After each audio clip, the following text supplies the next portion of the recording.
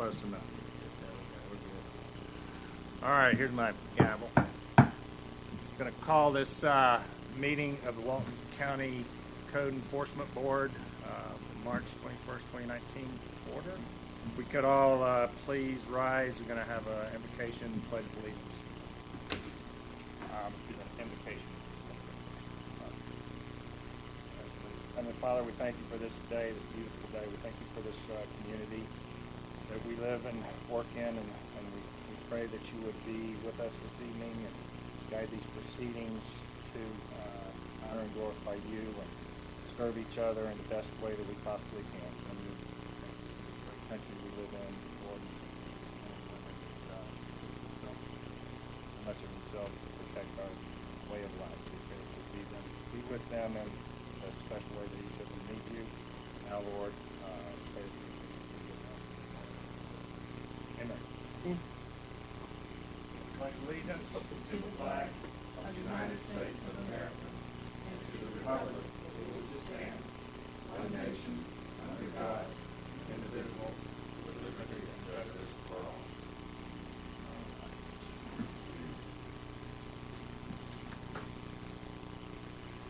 Okay, has everyone had a chance to read the minutes from the February 21st meeting last month? Yes.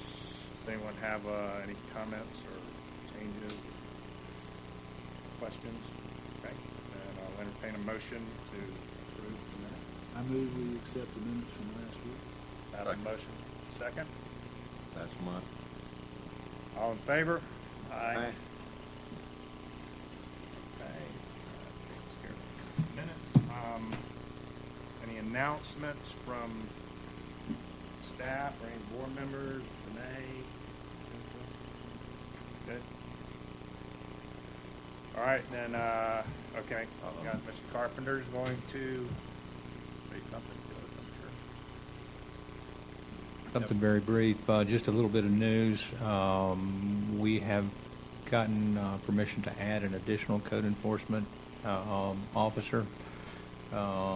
We hired one yesterday to fill Mike's open position, and we very well may be able to fill that second position with our second candidate from yesterday. So we're short two now, including the new position? Yes, but we think we've got both of those filled. Thank you. All right. Anyone that is planning to speak or testify, give testimony at this meeting tonight, if you will please rise so you can be sworn in. Raise your right hand, please. I, and state your name, do swear that you will tell the truth on the matters set before this board and on all that you know within this matter. Just say I will. Thank you. Sorry. Remnants All right. of the flu. So we will proceed on to the first case, number 18-4629. Case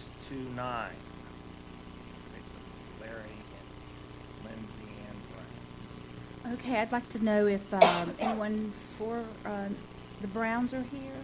Okay, it's a copy of what I'm presenting.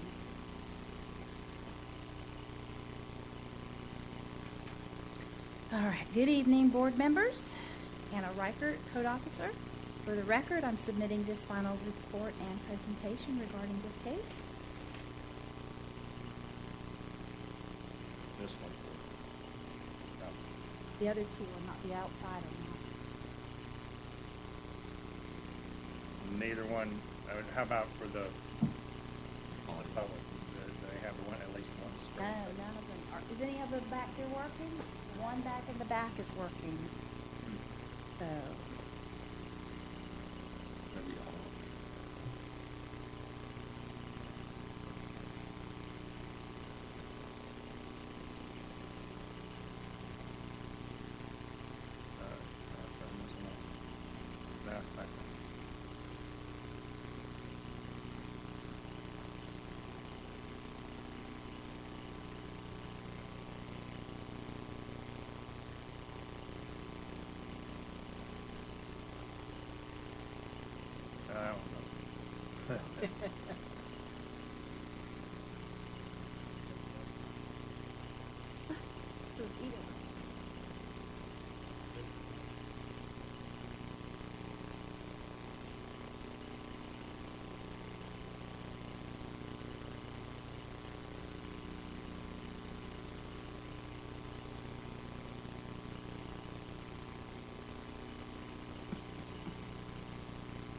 Mac, are those, either of those two in the back of them? It is, on one of them, we can't rotate it.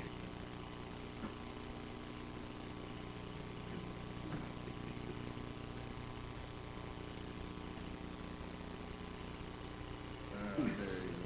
Oh, that's big one.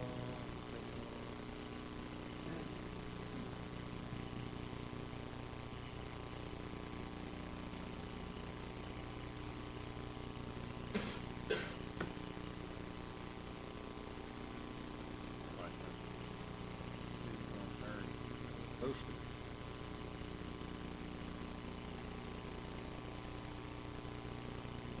All right, we got pictures of those, John.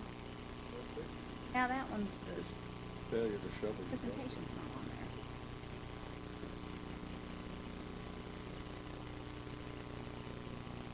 There we go. On there, okay.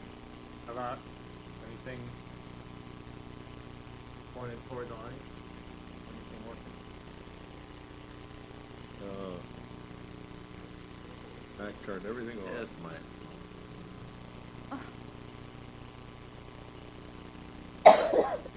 Are those two on? Or how about these, the two facing that way? All four of them? All right. Maybe we're in business. Here we go. All right, can everybody see? Everybody got a picture now? All right. Officer Reichert, please proceed. All right. This is regarding case 18-004629. Owners are Lindsay Ann and Larry M. Brown. Violations are, now this case was started before the new ordinances were approved, so the violation LDC numbers are different, but they still apply. So the violation is 11.00.01 development order and 12.04.03 sanctions for failure to obtain a permit. So that should be 12, not 21? I'm sorry, yes, sir. 12? 12.04.03. This is the location of the parcel. That is the Choctawhatchee Bay in the top there. J.D. Miller is the furthest over to the right, give you kind of an orientation of where this is at. There's a parcel number there, owner name. There's not currently a address, so it is Lot 13, Block B, Pine Shores on Carolyn Lane. Land use is residential preservation. On September the 19th, 2018, a complaint was received regarding a lot with a use of residential preservation that was cleared without the proper permits. On September 24th, 2018, I, Officer Reichert of Walton County Code Enforcement, conducted a site inspection and observed a violation of Section 11.00.01, development order required prior to undertaking any development activity, and Section 12.04.03, sanctions for failure to obtain a permit. On September 25th, 2018, a notice of violation was sent via certified mail. Return receipt to owner Larry M. and Lindsay Ann Brown as listed on the property appraiser's website. Return receipt was signed by Lindsay Brown on September 29th, 2018. My first inspection was September 24th, 2018, and this is what I observed. See a lot of, looks like underbrush was cut. Got the whole lot. Some small trees were cut. Copy of the letter, return receipt. Copy of the Code Enforcement Board hearing and return receipt. On October the 1st, 2018, Lindsay Brown visited Code Enforcement Office and said she couldn't obtain a permit for clearing from the Walton County Planning Department without the completed plans, and that would be around the middle of November, according to their contractor, Kirby Construction. On October 3rd through the 23rd, 2018, I had several phone discussions with the property owner who provided a letter from her contractor stating that the difficulty of completing the plans due to the Hurricane Michael which hit Panama City, and the architectural company was located there in Panama City. An extension was granted until November 30th, 2018. On November 29th, 2018, the contractor requested and was given another 30-day extension until January 1st, 2019 to provide final plans. On February 25th, 2019, research showed no further information or progress was made, no plans submitted for this parcel, so a notice of hearing for March 21st was sent via certified mail, return receipts. March 11th, 2019, research shows that the United States Postal Tracking, the notice of hearing was signed for and delivered on March the 8th, so they were duly notified.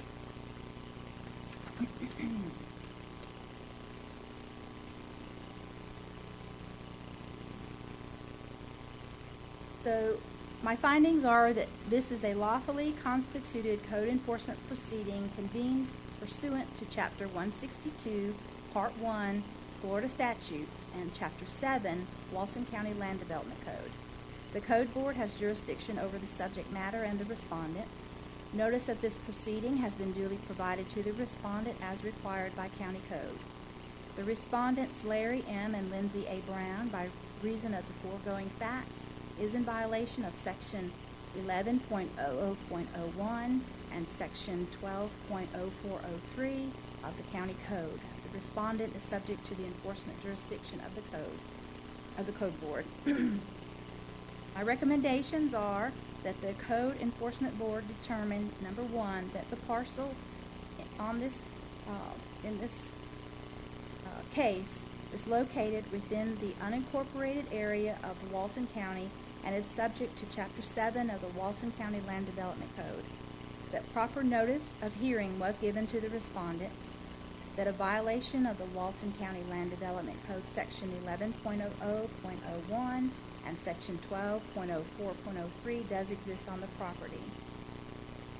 That the respondent is to correct the violations within 30 days of the date of this order. The respondent is further ordered to contact the Walton County Code Enforcement Department to arrange for a reinspection of the subject property to verify compliance with this order. That if the respondent fails to comply with the above actions or fails to bring the property into compliance with the applicable codes, ordinances, and regulations according to this order, that the board assess a fine of $250 per day per violation, for a total of $500 a day until the property is brought into compliance. That's it. The last date that rang home as far as when they requested an extension to was January 1st. Is that correct? He's still here. Correct. Okay, so did they not request another extension? I think they did after they got their notice of hearing. That in here. I've got a question. What's that? Do either of the, Mr. and Ms. Brown, do you all have any questions for Officer Reichter? Well, you'll have your opportunity to present your side of it. Right now, I just want to know if you have any objections or any questions or. Right. Okay. What does you say there's a problem here because there was not a development order? Or permits to build. Okay, Yeah. have they built anything?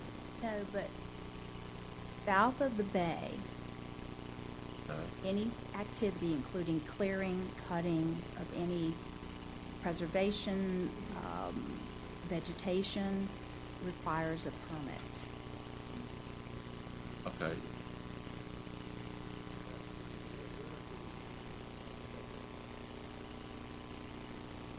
They're not noticed to be here, so.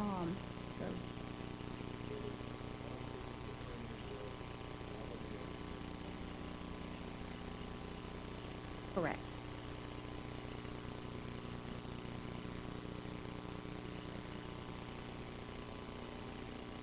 They are required to submit an application for development or building on this parcel, and according to the planning department's records, there's nothing submitted. Well, they're going to require all that, but since I'm not a planner, I don't know what's going to be required. I just know there's nothing in there. They have not submitted anything. On the pieces of paper that you mailed them, on the last piece of paper that you mailed them, did it have the correct references to the code in there that is in the It code would have today? had what I originally cited them for. The ordinances as they were written and numbered at the time of the original inspection and determination of the violation. Well, you should throw that out. If they can't take a piece of paper that we last sent them and look at the law and make the reference to what they should be here for, then they've got to start over, right? So we'll talk about that in a minute. I've got a question, I'm a little this is residential preservation, so I would assume they intend to build a residence? That I don't know. I mean, it's. Probably, but- Which does not necessarily require development. Why? It requires some submittal, and we call it development because it is, whether you're building a house or a business, it is development. So as opposed, usually, I mean, the past has always been building permit. Well, under development activity, building permits are in there. So, all right, so you're just encompassing building permit under this broader term of development. Okay. Because it could possibly be a commercial Well, type of facility, I don't know. all right, well, let's, does anyone else have any questions for Hannah? Comments? What if it's clear that it's illegal?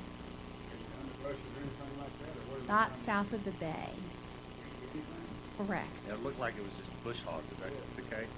There were some small trees, probably, I don't know, 2 inches at the most in diameter that were cut.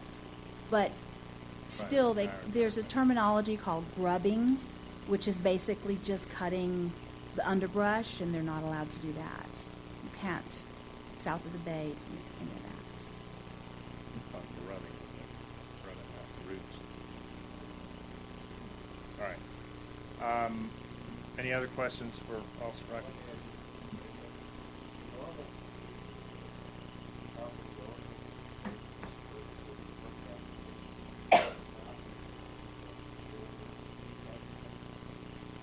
They could, but not necessarily. They don't have to employ.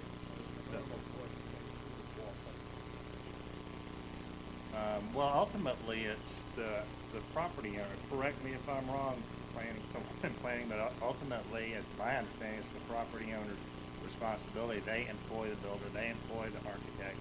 Those firms or whatever answer to the property owner. We'll have to ask that, you'll have to ask that question to the owner.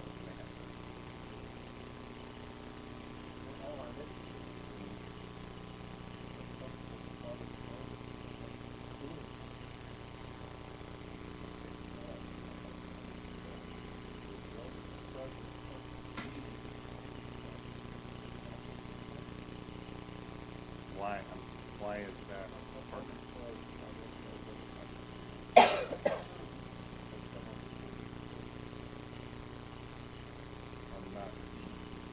I'm not sure why that's pertinent when it's the owner's responsibility to know what is going on.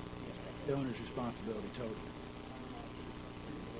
If, Well, I understand otherwise that. you end up with a he said, she said, and it's a claim. Clearly, the property owner's responsibility. You're not gonna permit to clear the underbrush? Yes, sir. And They have to go through planning, and I think there's stipulations in there, but yeah, there is a clearing permit. Build a house and I don't think so, but I'm not a planner again. You actually stated going forward that we will be building in the process and ask for extension. This Let's see if process Mr. will- Carpenter can clarify any of this clarity. Thank you, Matt. In the portion of Walton County south of Choctawhatchee Bay, in order to get a clearing permit, you have to apply for a development permit of some kind. And that clearing permit's issued in conjunction with the development permit, which includes a single-family home. There is no speculative clearing available in South Walton. So is that, just on the single-family home issue, so that, my question regarding development order, that's an applicable Yes, term they, here, the development order, not building permit. in order to be able to clear this particular area, they would have to apply for a building permit review, which is the precursor to going to the building permit and actually applying for a building permit. But that There's is a lot of clearing going on 98.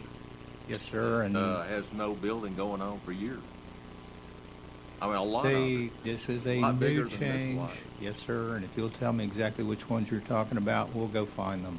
Because there is no clearing in South Walton now.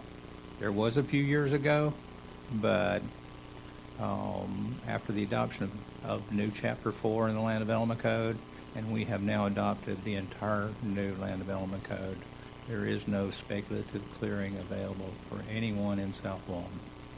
And going back to what you just said previously, is my understanding, and previously you could go in with a gyro track, bush hog, and as long as you did not disturb the ground itself, to basically mow. Bush hog. Is that correct? That is no longer allowed. We are requiring, if you want to do any clearing of any kind, you need to be applying for some kind of development permit. You can't just go in and clear and say, I want to sell my lot With the new law. with the new law. And that took effect. This would have been last summer when we adopted Chapter 4.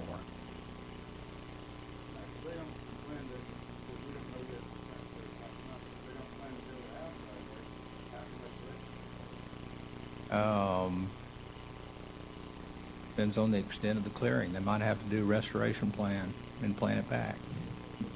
Why don't we hear from? That's the- my question. The standard throughout the state, if you apply any type of construction before you apply for the permit, it's twice the standard fee to be applied, as well as any restoration or species that have been removed. Is that the same thing we're going to follow here? There is an additional penalty, yes, sir, for clearing without permits. And Mac, may I ask on clarification on the last letter that was sent to them with the notice of hearing today, it does say Chapter 21. Was that a typo, or is that the previous? That was the previous code in place at the time that was sent. They're being, just so I'm clear for the record, they're being held here on the previous code because the violation occurred under the previous code That numbers. was the code in place at the time.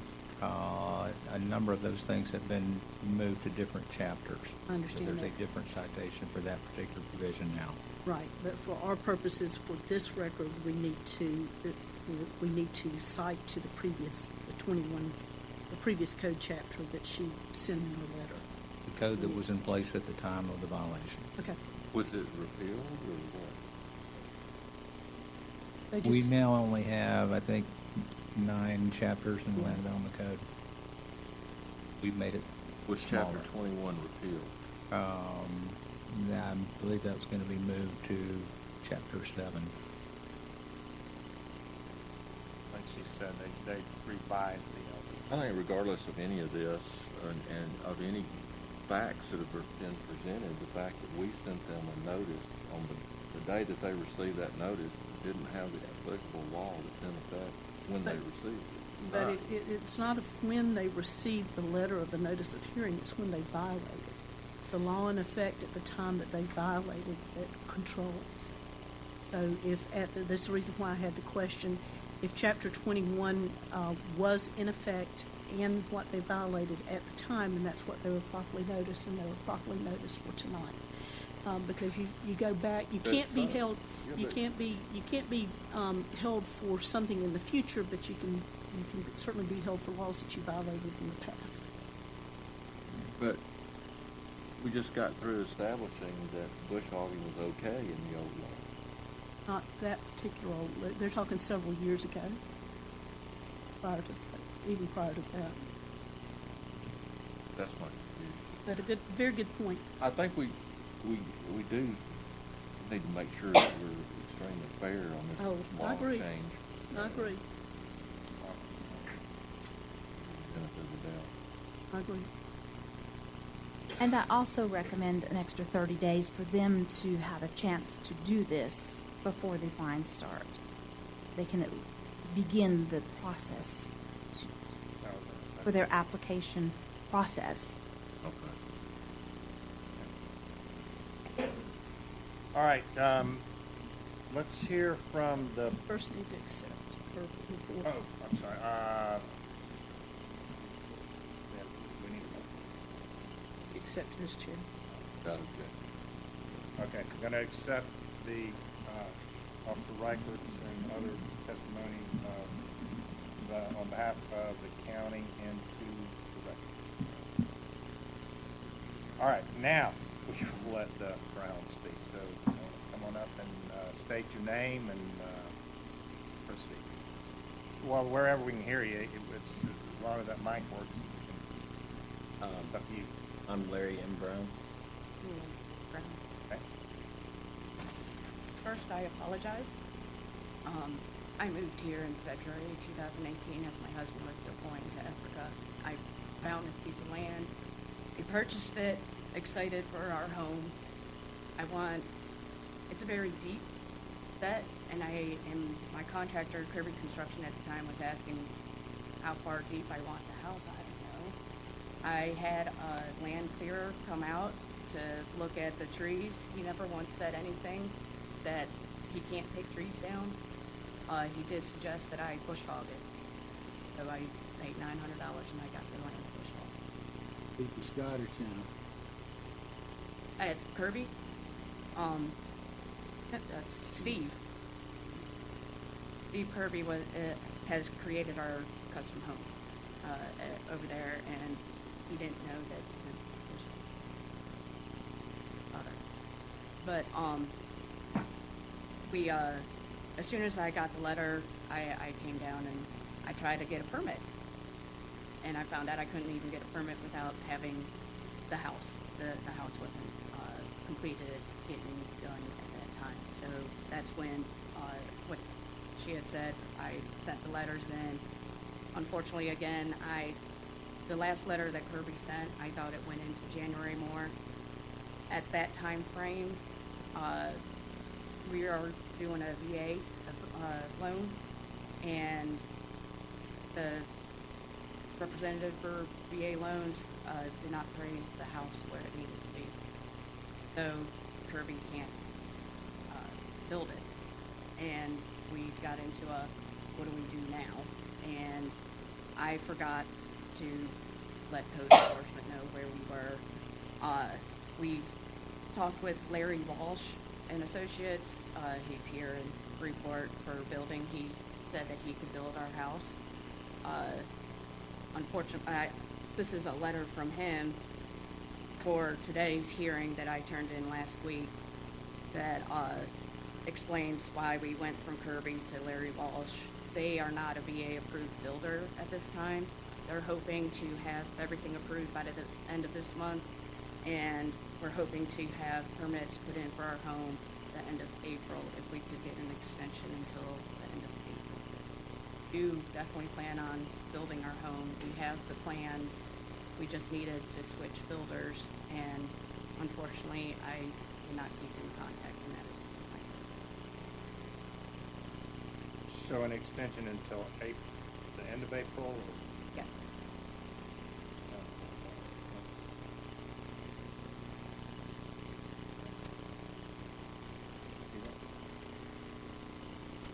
Okay. Anything else? Does anyone have any questions for You've got an extreme problem, people coming in, clearing land without permission from indigenous species. Yes, sir. But you're not the first ones we've heard do this, and then mysteriously you disappear. So this has been quite a problem here in Walton County. It's getting worse, not better. So this is, we're trying to accommodate you and do the best we can. Understand, this is our home too. Plan on retiring here.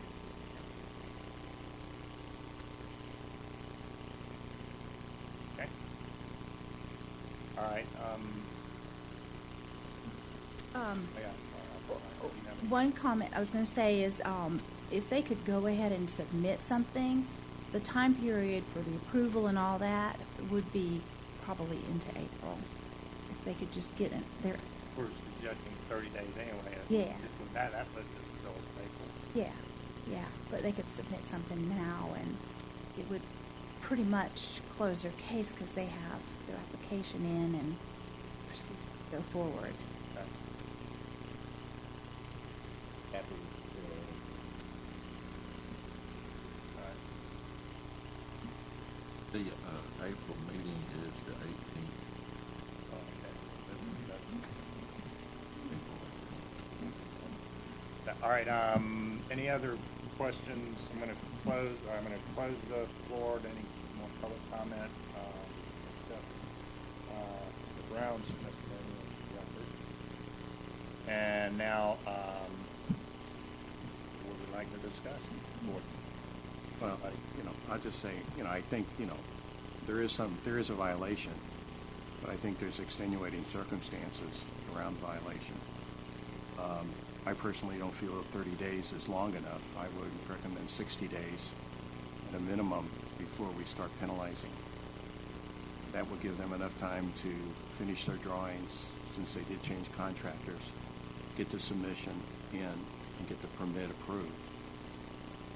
30 days, I think, is just cutting it short. I have a little bit of a issue with just the violation part. I would like some clarification on what is and is not allowed under the current or past code for this. It was always my understanding that bush hogging, and people are still doing it willy-nilly. You've got a bunch of it going on out there, going and clearing out their land for access, if nothing else, just to walk through. And as long as the actual ground was not disturbed, which is grubbing, Officer Reichert is actually grubbing out roots and so forth. So, that clearing and grubbing is something different from just clearing, bush hogging. So, I mean, if that's all the grounds we're doing, I just want I would like some kind of confirmation that is in violation of the code, because it's being done quite a bit around here. It's to me, this may be a glorified mowing, which, do we not allow mowing? Was there a complaint filed? Yes, the So- equipment used is the question. Was it the roller bar that takes out everything, or was it a flat blade that doesn't disturb the dirt? It's that simple. No. Rubber does. Mowing, can you mow your property if you just got weeds on it? I mean, do that here? Who pays somebody to do this? I don't. Paid $900. What did you ask to be done, ma'am? Okay. All right. I mean, I'm inclined to go with some leniency here, and I would very much like for staff to come back with some clarification on that. But I think it seems to me like we've got some ambiguity, but I guess a way out, if you will, to move this forward and try and get an extension. So I'm willing to entertain a motion if someone wants to make one or any comment. I move we adopt what code enforcement's recommending, except for a 60-day period of time. Okay. We have a motion, and a second. All right, all in favor? Aye. Opposed? Okay. You understand what we just decided? You've got 60 days to come into compliance one way or another, so we would appreciate it if you would do your best to do that and conclude with. And also, please make sure that it's your duty to contact the code enforcement officer once you've come into compliance, don't rely on her finding out from the building department. So you need to proactively call her. The May meeting is the 16th of May. All right. As far as applications, anything that we You get with Officer Reichert, she'll guide you through that process and plan out through the same department, building department, whomever applied. Okay, absolutely. Thank you. Okay, next case would be case 18-5934, property owner Linda Bryant, who is presenting for the county on this case. Okay? Just when we have this finish.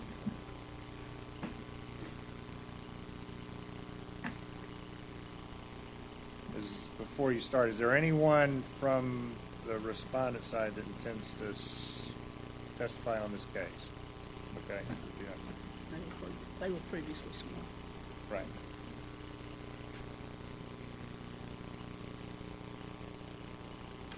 Are you, you all are the Bryants? Okay.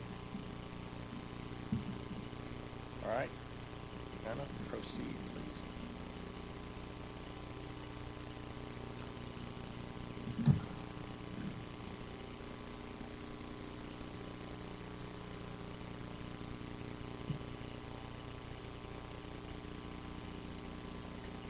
Okay, for the record, I am submitting this final report and presentation on this case. Case number 18-005934.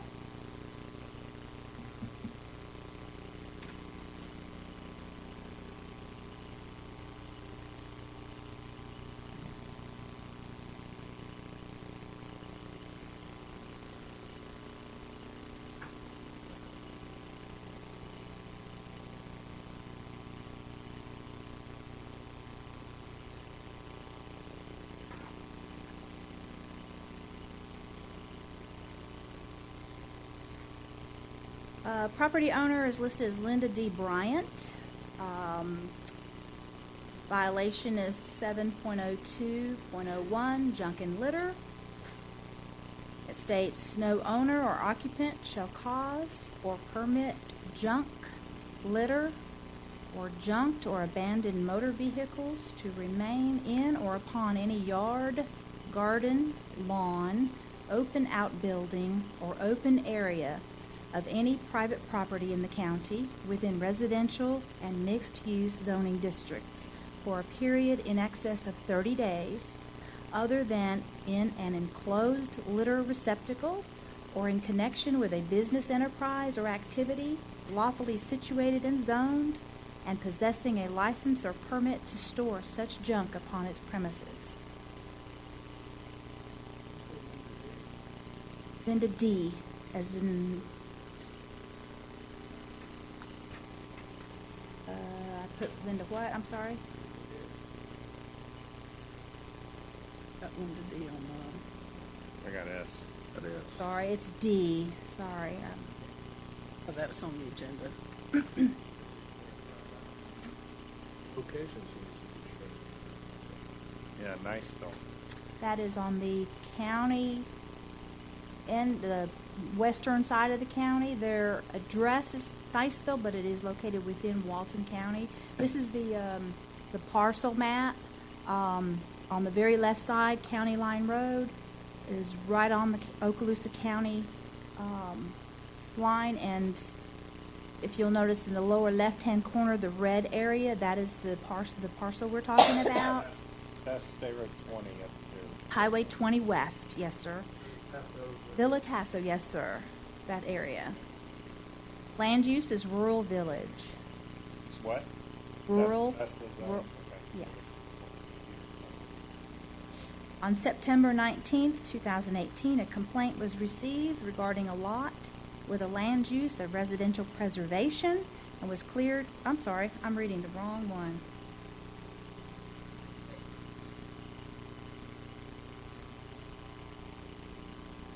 Okay, forget what I said. Okay, on December 11th, 2018, A complaint was received regarding junk and debris on a property located at 443 Howard Street, Niceville, Florida. I, Officer Reichert, conducted a site visit and observed a violation of Section 7.02.01, junk and litter. A 30-day warning letter was sent via certified mail. And if you remember in the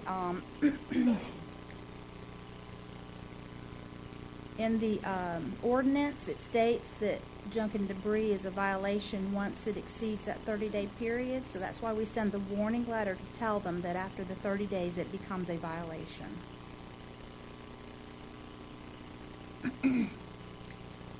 On January 31st, 2019, a reinspection revealed no change in the condition of the property, so a notice of violation, it was then a violation, so a notice of violation was sent certified mail. On February 25th, 2019, the reinspection revealed no progress or improvement, so a notice of hearing was sent certified mail for the March 21st, 2019 Code Enforcement Board hearing.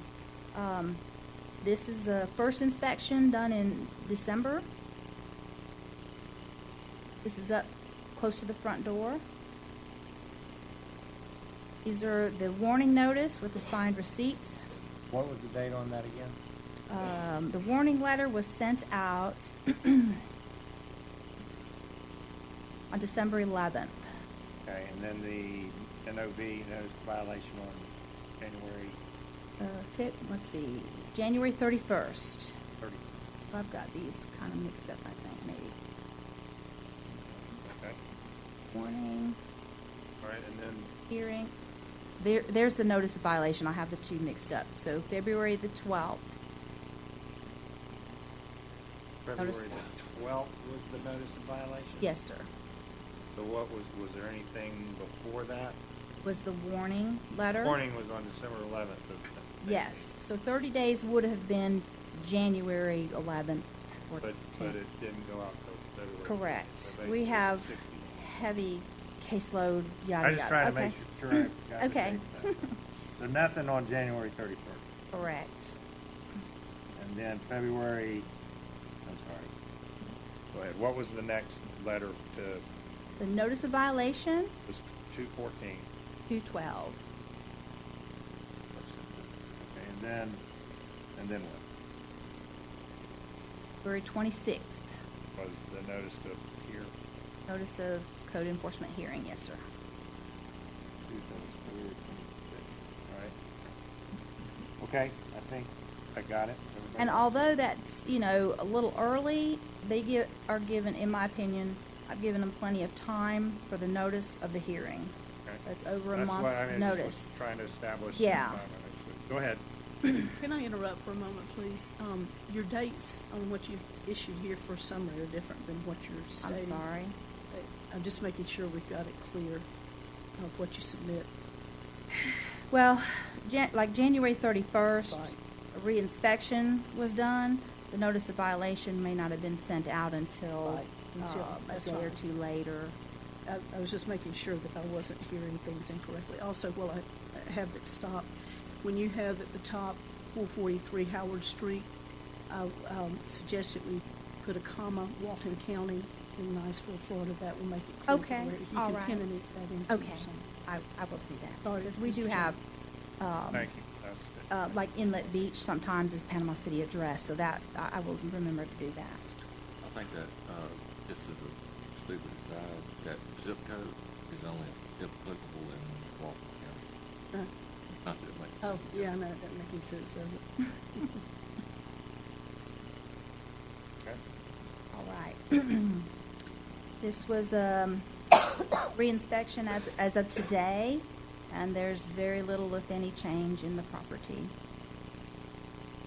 And this is kind of the timeline, and it's still not as clear. January 31st, I did the reinspection, but the notice of violation wasn't sent out on that date. So I'll Gotcha. make that clearer. Yeah, the notice of violation wasn't sent out till almost 2 weeks later. Yes. Okay. Which really gives them, an Right, extra 2 and- weeks and, All right. So right now, bringing us up to today, re-inspections So no progress coming from. Yes, sir. For the final pictures there, so,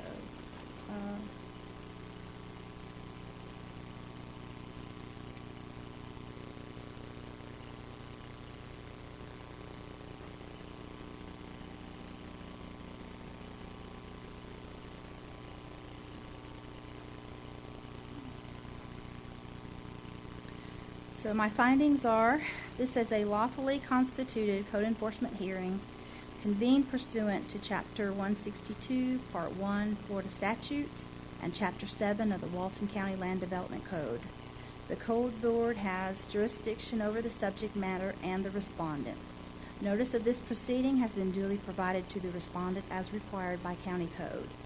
The respondent, Linda D. Bryant, by reason of the foregoing facts, is in violation of Section 7.02.01 of the County Code, and the respondent is subject to the enforcement jurisdiction of the Code Board. My recommendations are that the address 443 Howard Street is located within the unincorporated area of Walton County and is subject to Chapter 7 of the Walton County Land Development Code. That proper notice of hearing was given to the respondent, that a violation of the Walton County Development Code Section 7.02.01 does exist on the property, that the respondent is to correct the violations within 20 days of the date of this order. The respondent is further ordered to contact the Walton County Code Enforcement Department to arrange for reinspection of the subject property to verify compliance with this order. That the respondent fails to comply with the above actions or fails to bring the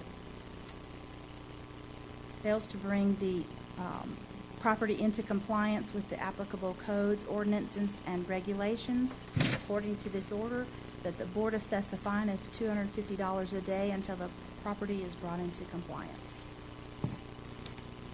Okay, thank you, Officer Reichert. Any questions for Anna on the board? Okay, do the Bryants, do you understand what was just presented, and do you have any objections to any of the testimony or questions? Okay. All right, we'll let you address all that. I just want to make sure right now if you got any questions or objections or anything that you want to put on the record as far as what Officer Reichert's presented. That's all I'm asking for now. Okay. Yes, sir. We'll give you your chance in just a moment to present all that. Okay. We just want to know right now what she has just stated. If you have any objections. Okay. Okay. Then I'm going to accept Officer Reichert's testimony into the record, and I already asked all four. Okay, and at this point, we'll let Mr. Bryant, I assume, Ms. Bryant, if y'all want to come forward and tell us your side of it.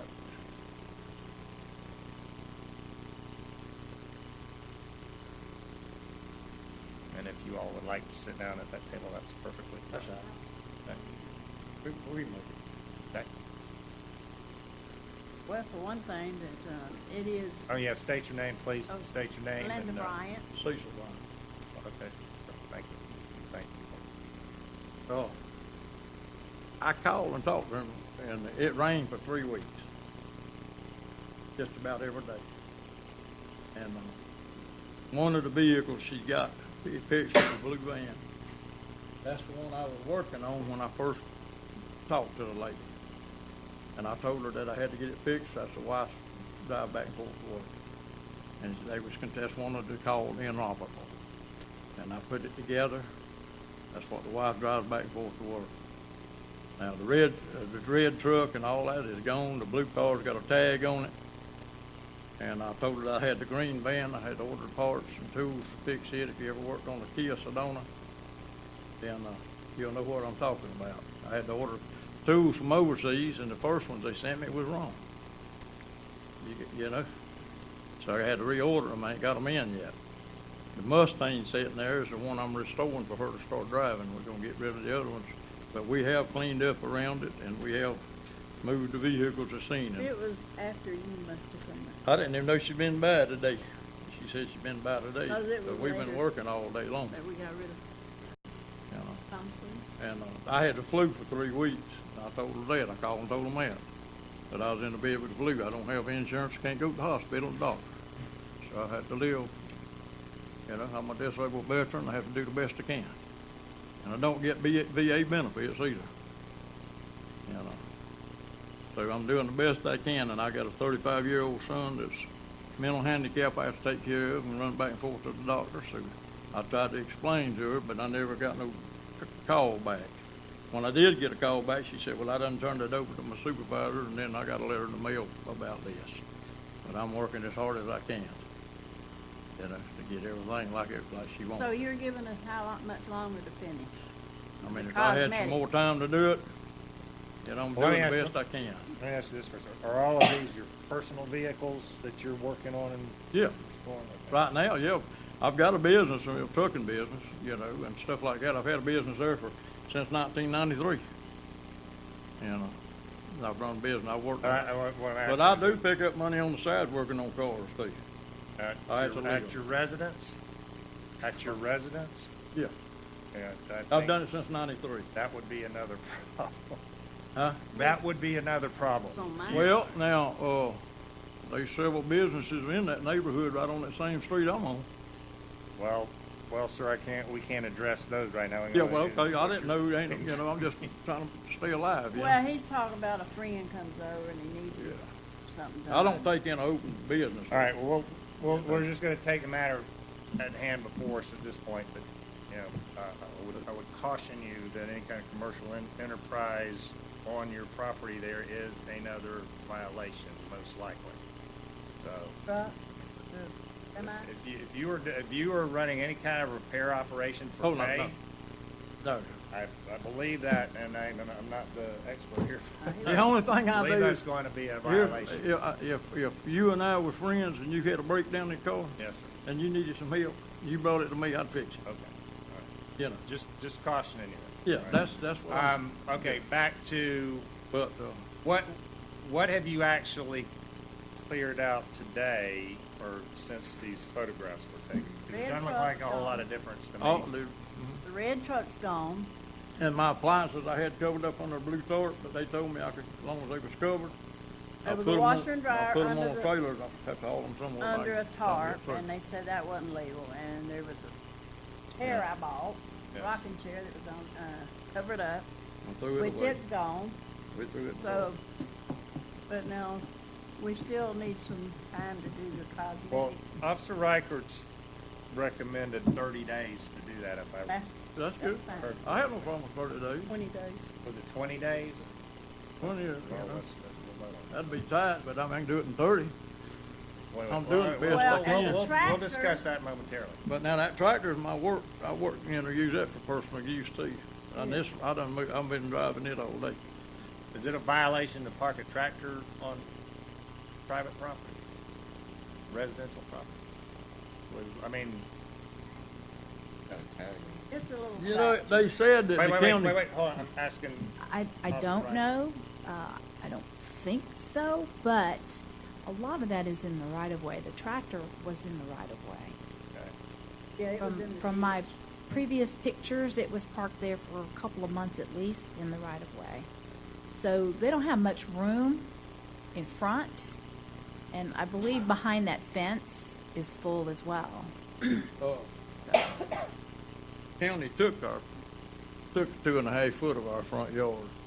They dug our land stobs up when they paved the road through there, and I made hollering at them, told them I was doing it, our survey markers.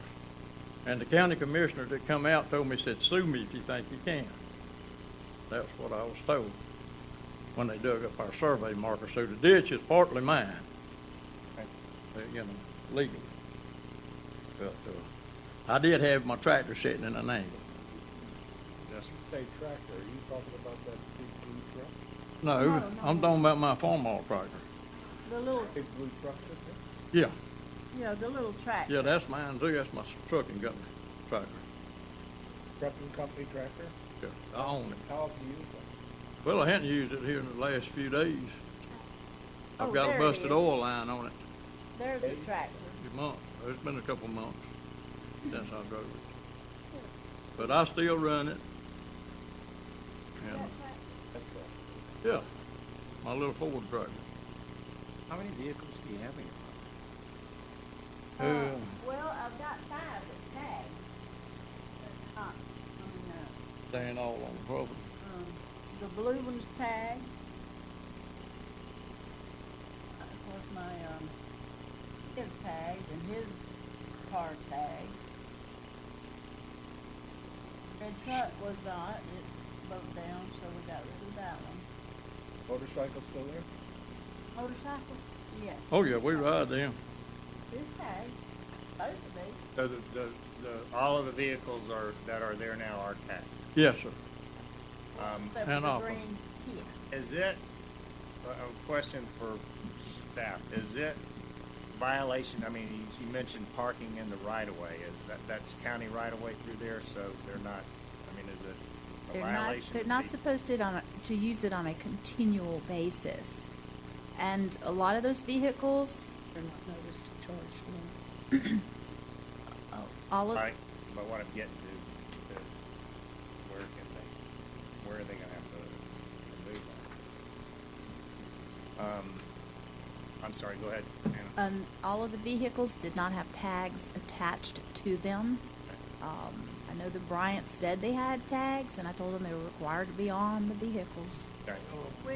Which one was not tagged?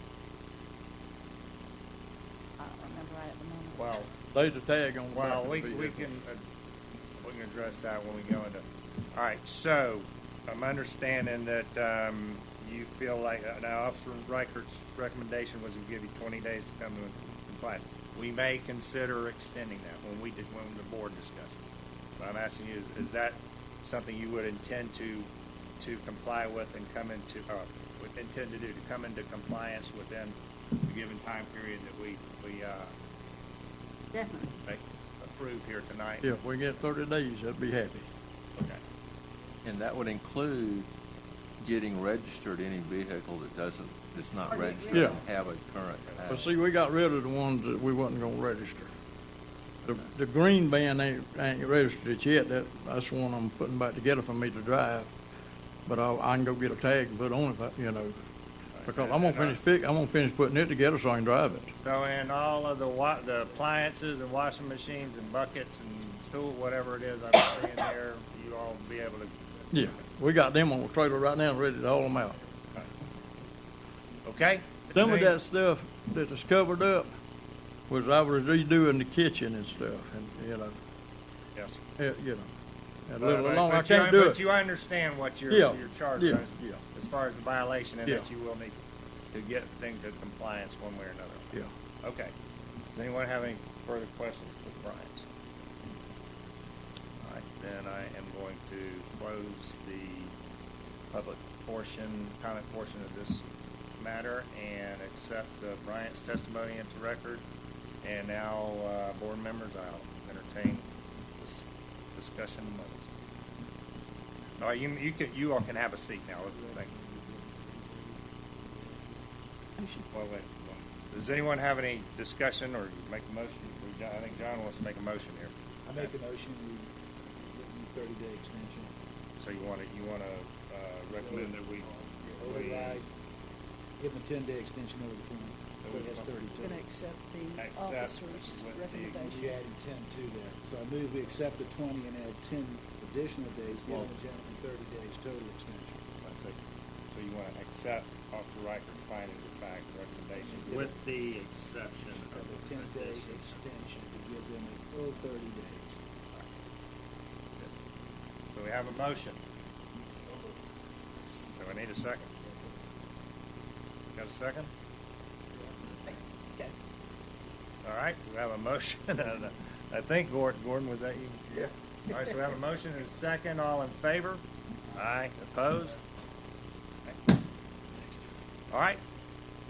Thank you very much. Appreciate y'all.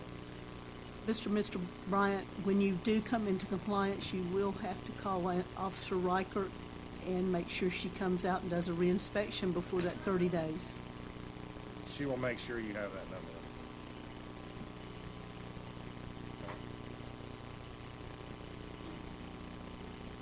Okay. All right, thank you very much. Have a good evening. Okay, on to case number 3. Moving right along here.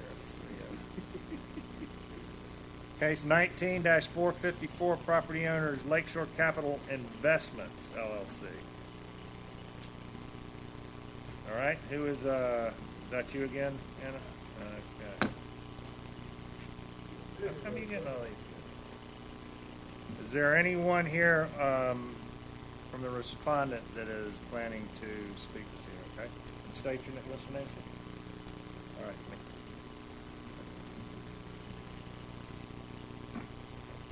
Okay.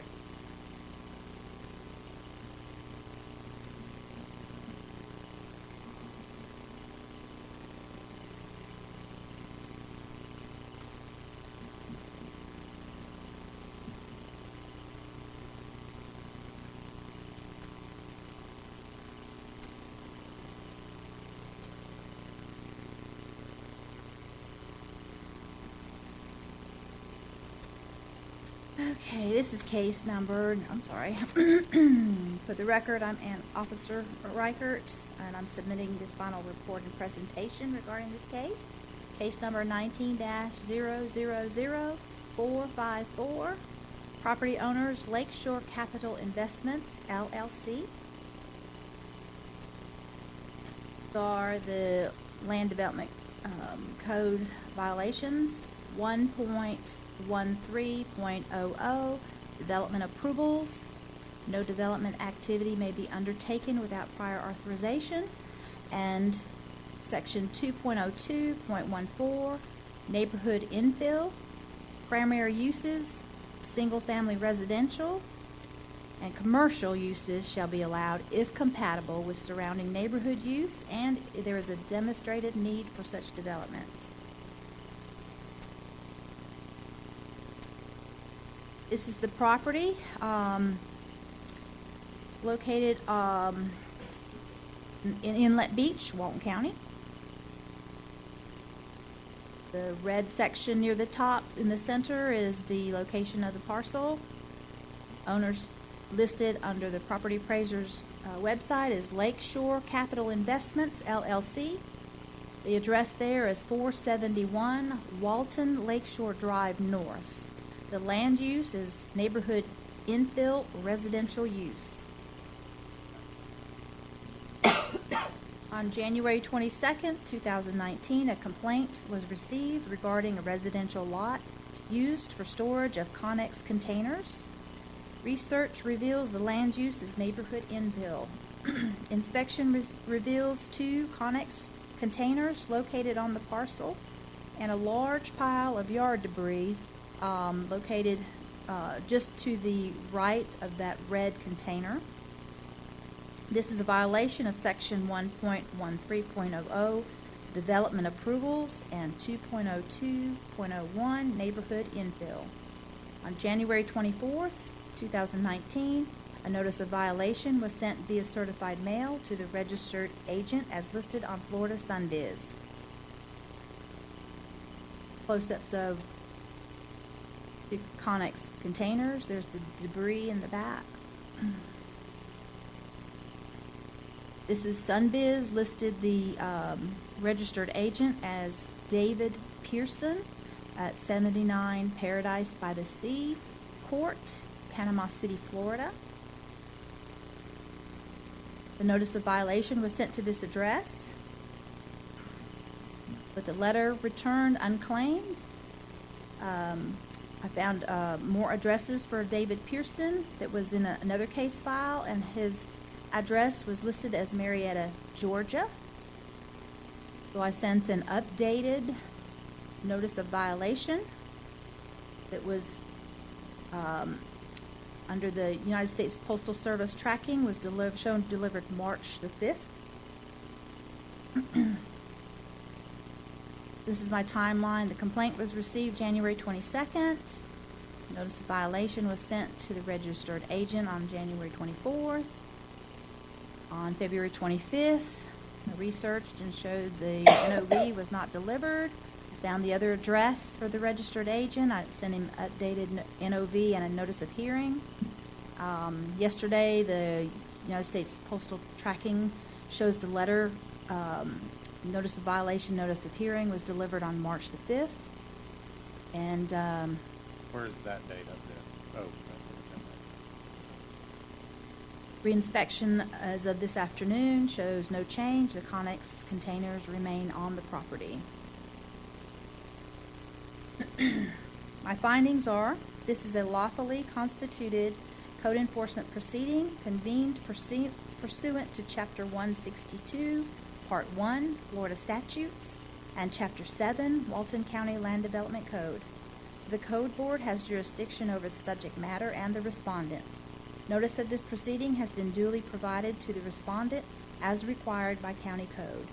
The respondent, Lakeshore Capital Investments LLC, by reason of the foregoing facts, is in violation of Section 1.13.00 Development Approval and 2.02.14 Neighborhood Infill of the County Code. The respondent is subject to the enforcement jurisdiction of the County Code. It's my recommendation that the Code Enforcement Board determine that 1, the address 471 Walton Lakeshore Drive North is located within the unincorporated area of Walton County and is subject to Chapter 7 of the Walton County Land Development Code. That proper notice of hearing was given to the respondent. That a violation of the Walton County Land Development Code sections 1.13.00 and 2.02.14 does exist on the property. The respondent is to correct the violation within 5 days of the date of this order. The respondent is further ordered to contact Walton County Code Enforcement Department to arrange for reinspection of the property to verify compliance with this order. If the respondent fails to comply with the above actions or fails to bring the property into compliance with the applicable codes, ordinances, and regulations according to this order, that the board assess a fine of $250 a day until the property is brought into compliance. What is the, I need you to just spell out what the actual violation is. The violation being the Connex boxes sitting there? It's a residential use only. First of all, any development, any activity on there has to have a development or building permit under the development activity, and that it's in violation of its primary use would be single-family residential. Number 5 says commercial uses, if compatible, and if there's a demonstrated need for the development. So they would have to go through the planning department to establish that fact. What is the commercial use? Well, This- Connex boxes being stored there, it's not a residential use. So that's the only thing I can tell you. Has there been a building permit applied for? Yep, no permits. So they've not gone through No planning permits at all. What about the fence permit or the power pole permit? Fence? Yeah, I saw a fence around that Okay, property. we don't require permits for fences. Okay, what about the power pole? Power pole, I didn't check into that, so I don't know. I saw one on the property. Yeah, I didn't check to see if it was permitted or not. I'm sure it was, but maybe long ago. And the pile, the debris, the debris pile violation? Is that junk and debris? Is that? Yeah, So, Last inspection. was this afternoon, about 2 o'clock. so the Yes. Connex boxes, the Connex boxes actually constitute a commercial use, just sitting Well, on the those are property? commercial. Well, Those are so are commercial boxes. pods that people put in their driveway and move furniture in and out, but I mean, those are commercial. There's a satellite. That for the same purpose. What? There's a satellite antenna sitting there.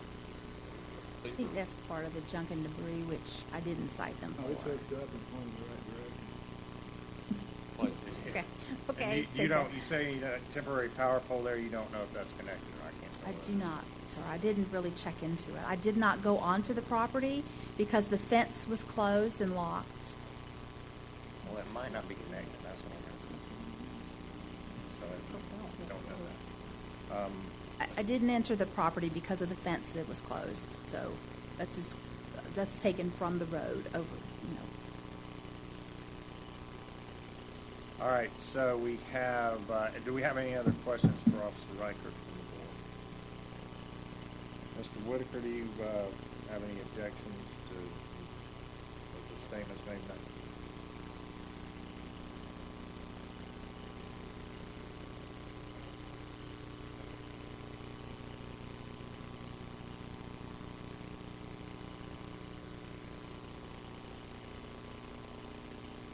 I know, that, I just said. I just said that I didn't notice them for junk and debris. You can add it. All right, so, okay, so you, so no other objections or comment, questions to Officer Reichert? I don't have anything with the question. Okay. What's the, I just did have one.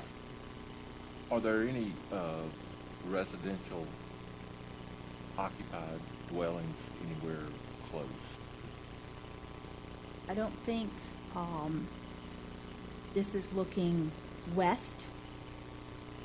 Road is going north and south. So the property south and the property north was wooded, and if there were houses or residences there, I couldn't see them. And it is south of the bay? Yes.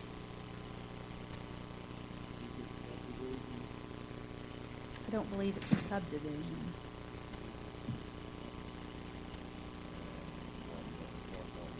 Okay. It's not, let's- not part of an HOA? I don't think it's on there. Okay, anybody got any other questions for Officer Reichert?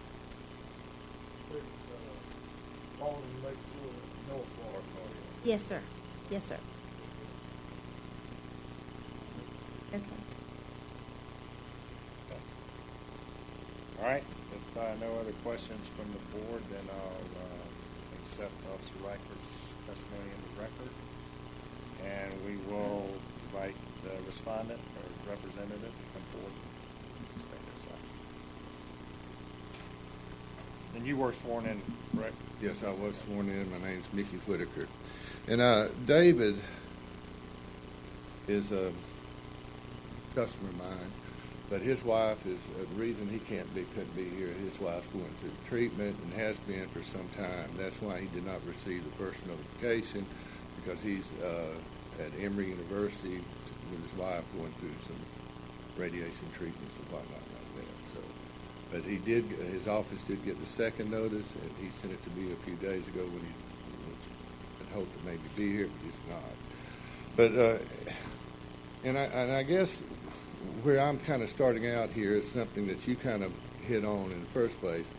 I read the codes that she sent as far as the violations, and I've looked through other parts of the code, and I can't find anything that where, you know, storage pods are considered development or even you know, accessory buildings.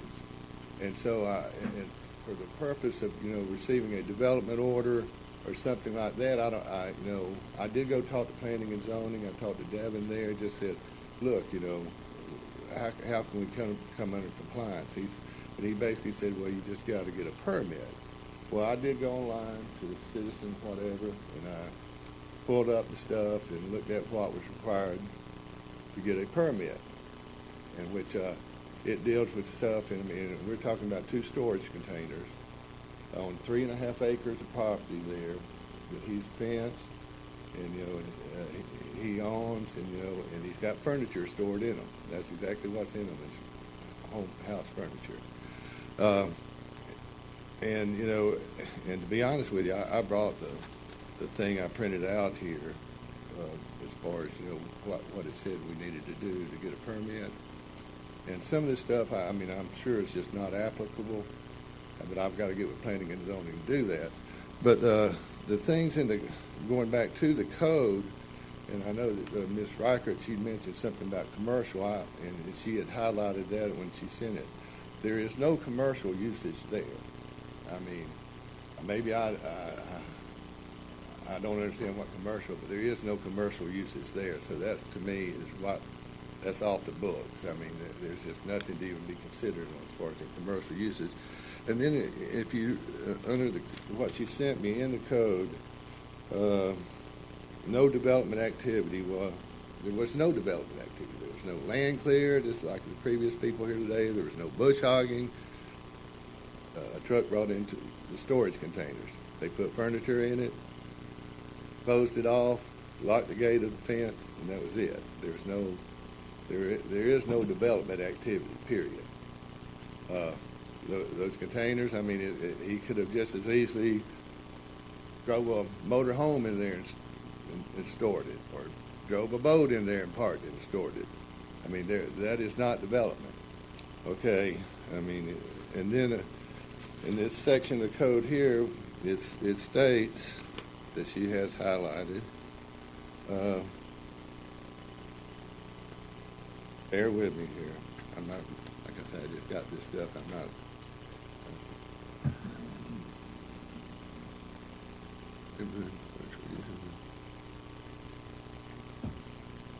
Under C section that she sent on the page, it says, accessory structures in use in connection with any lawfully existing primary use. All right? And so I'm assuming they're considering these accessory buildings or something like that. I really don't know. I mean, to me, they're not. To what I read in the code, they're not. But in any case, and she's correct, you know, if the zoning or the land use is NPA infill. But these are storage units, and there's nothing that I can find in the code that says you can't have storage units in infill. I mean, if somebody can point it out to me, I'd go. But you know, my suggestion, and is if what it takes to come into compliance according to what they can say is in the code is to get a permit, then we're all for that. I mean, you know, we'll go through the permitting process.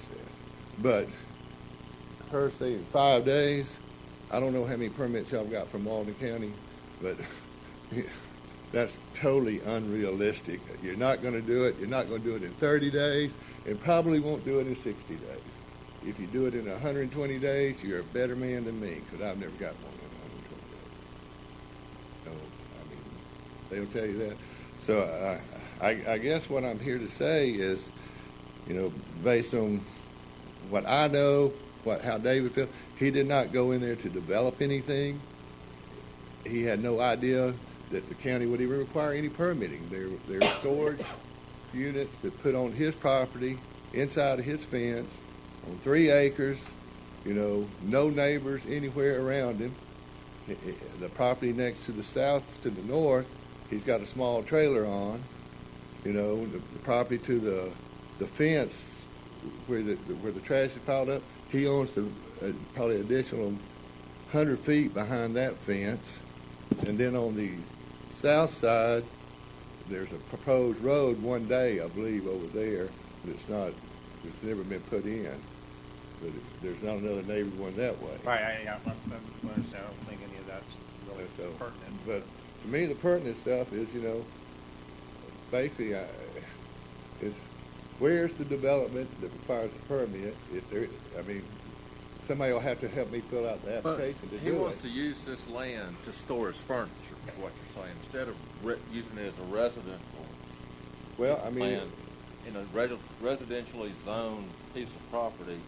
He does not want to live in it in a residence. There was once you were asking about the power pole. There was once a trailer on there, and I mean, I can't say whether he's going to put another one back on there or not. I'm not. You're not going to get very far with making some kind of semantic argument here about the storage of furniture and whether it's a commercial venture or not when nobody's living there. Well, I mean, I'm not saying. What I'm saying is, to me, it's not commercial. I mean, it's a private individual storing his furniture on his property. Storage companies around it could put that furniture to a good commercial use inside a unit that size, right all over the place. And he's not paying rent to those people running the business. Instead, he's putting it on this piece of residential property in a residential neighborhood. Well, I mean, okay. I mean, it's in the. I wouldn't want that in my next door neighbor's lot. But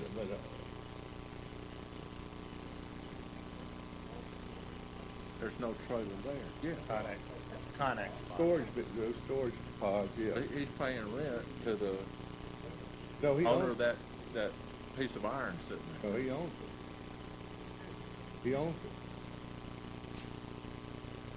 it. It's still not living there, it's storage of furniture. Can you get a permit to put one of those on your phone? Let's let, Mac looks like he wants to come No, up I mean, that's what I don't know.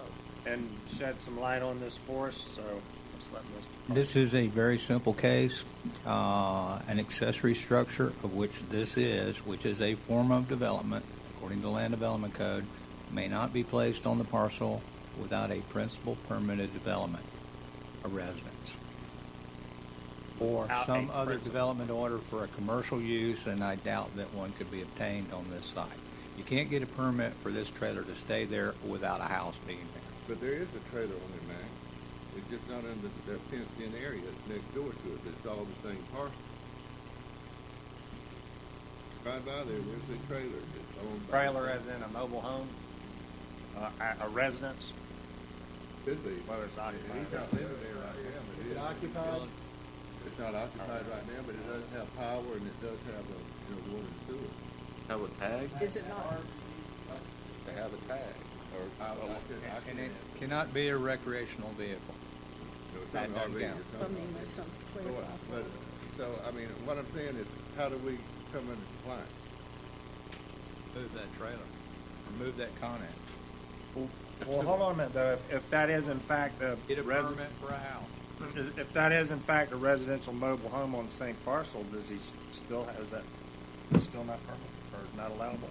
Not the part thing. I mean, and I guess what I'm asking If for... there's a principal permitted development there, you can Right. have an accessory structure that they permit. I don't see one there. But pods are considered accessory structures? Yes, sir. Okay. I didn't know that, man. They are. Okay. So I guess what I'm saying, I can't, nothing can get done in 5 days. I would like the opportunity to try to get a permit, for Okay. them. Hold on, just 1 minute. Hey, Officer Riker, and how many days did your recommendation?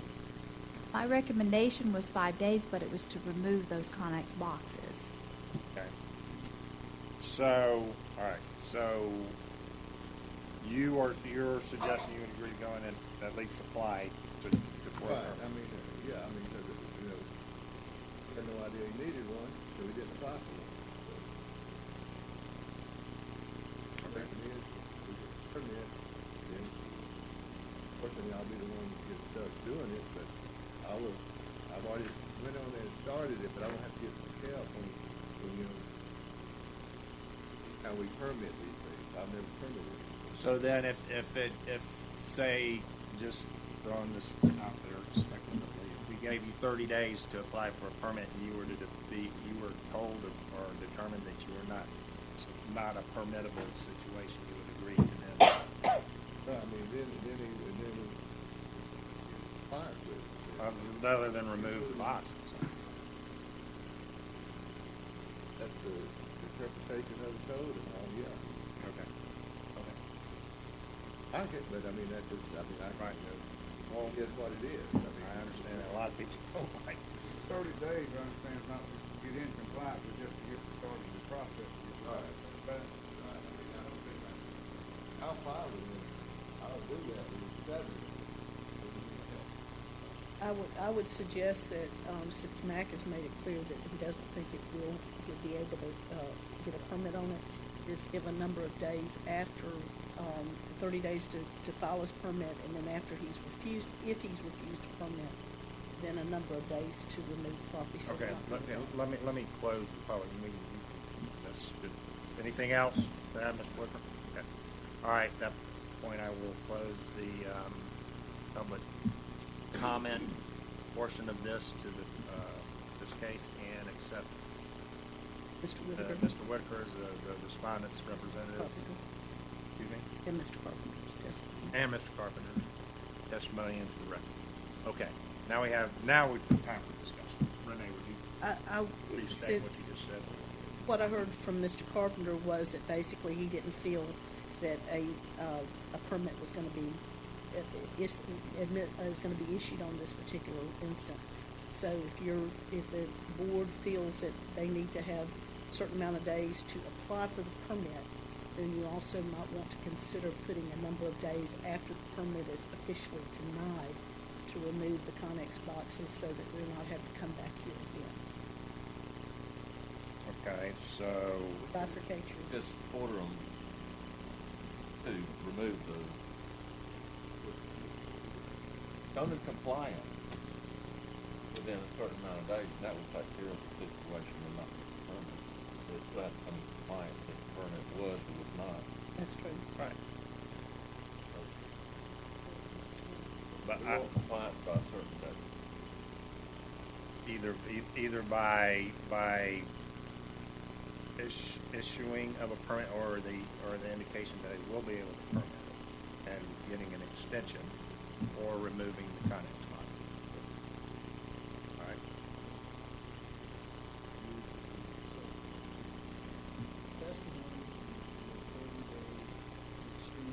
After the 30 days.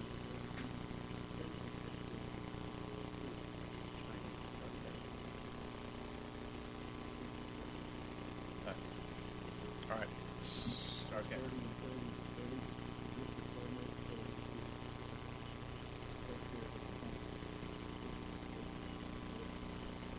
Mr. Whitaker, we've closed the public comment session, but if you've got something real quick, I'll entertain it. Right. Well, yeah, we're not. 30 days, I mean, I can tell you that.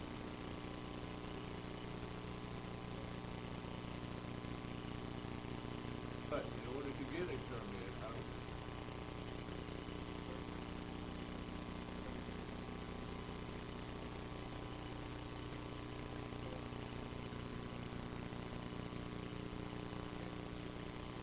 Somebody's going to get denied a permit.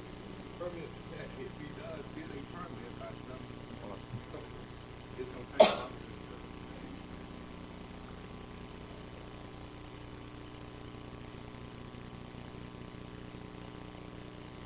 Well, I would suggest that more than likely, we're not gonna give any more than 30 days here to start the process. Should you make a good faith effort and attempt to get permitted and come for the staff saw fit to bring it back, we may give you an extension or either we could formulate a motion to give you that extension at the discretion of the planning department. But, all right. Last question. Yeah.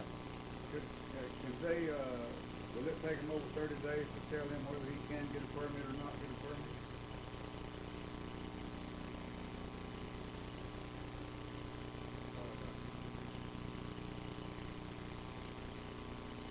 Since this is a code enforcement proceeding and then that is a remedy, we'll expedite whatever application he submits. Thank you. Okay. All right, so we have, is that still your motion? Yeah, I move that we accept Officer Reicher's testimony of around 30 days original until the permit is either approved or denied, giving an additional 30 days to remove and spend the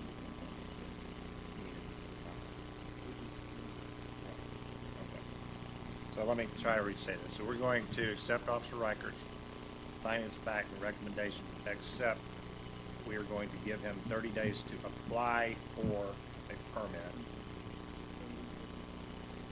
extension if you come into compliance. Okay?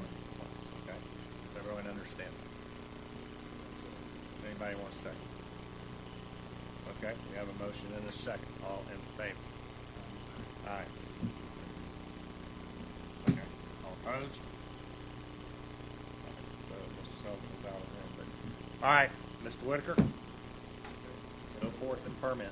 Mr. Whitaker, Mr. Whitaker, you have the obligation to contact the building department and officers after I'm we gonna come into compliance. give them 5 minutes.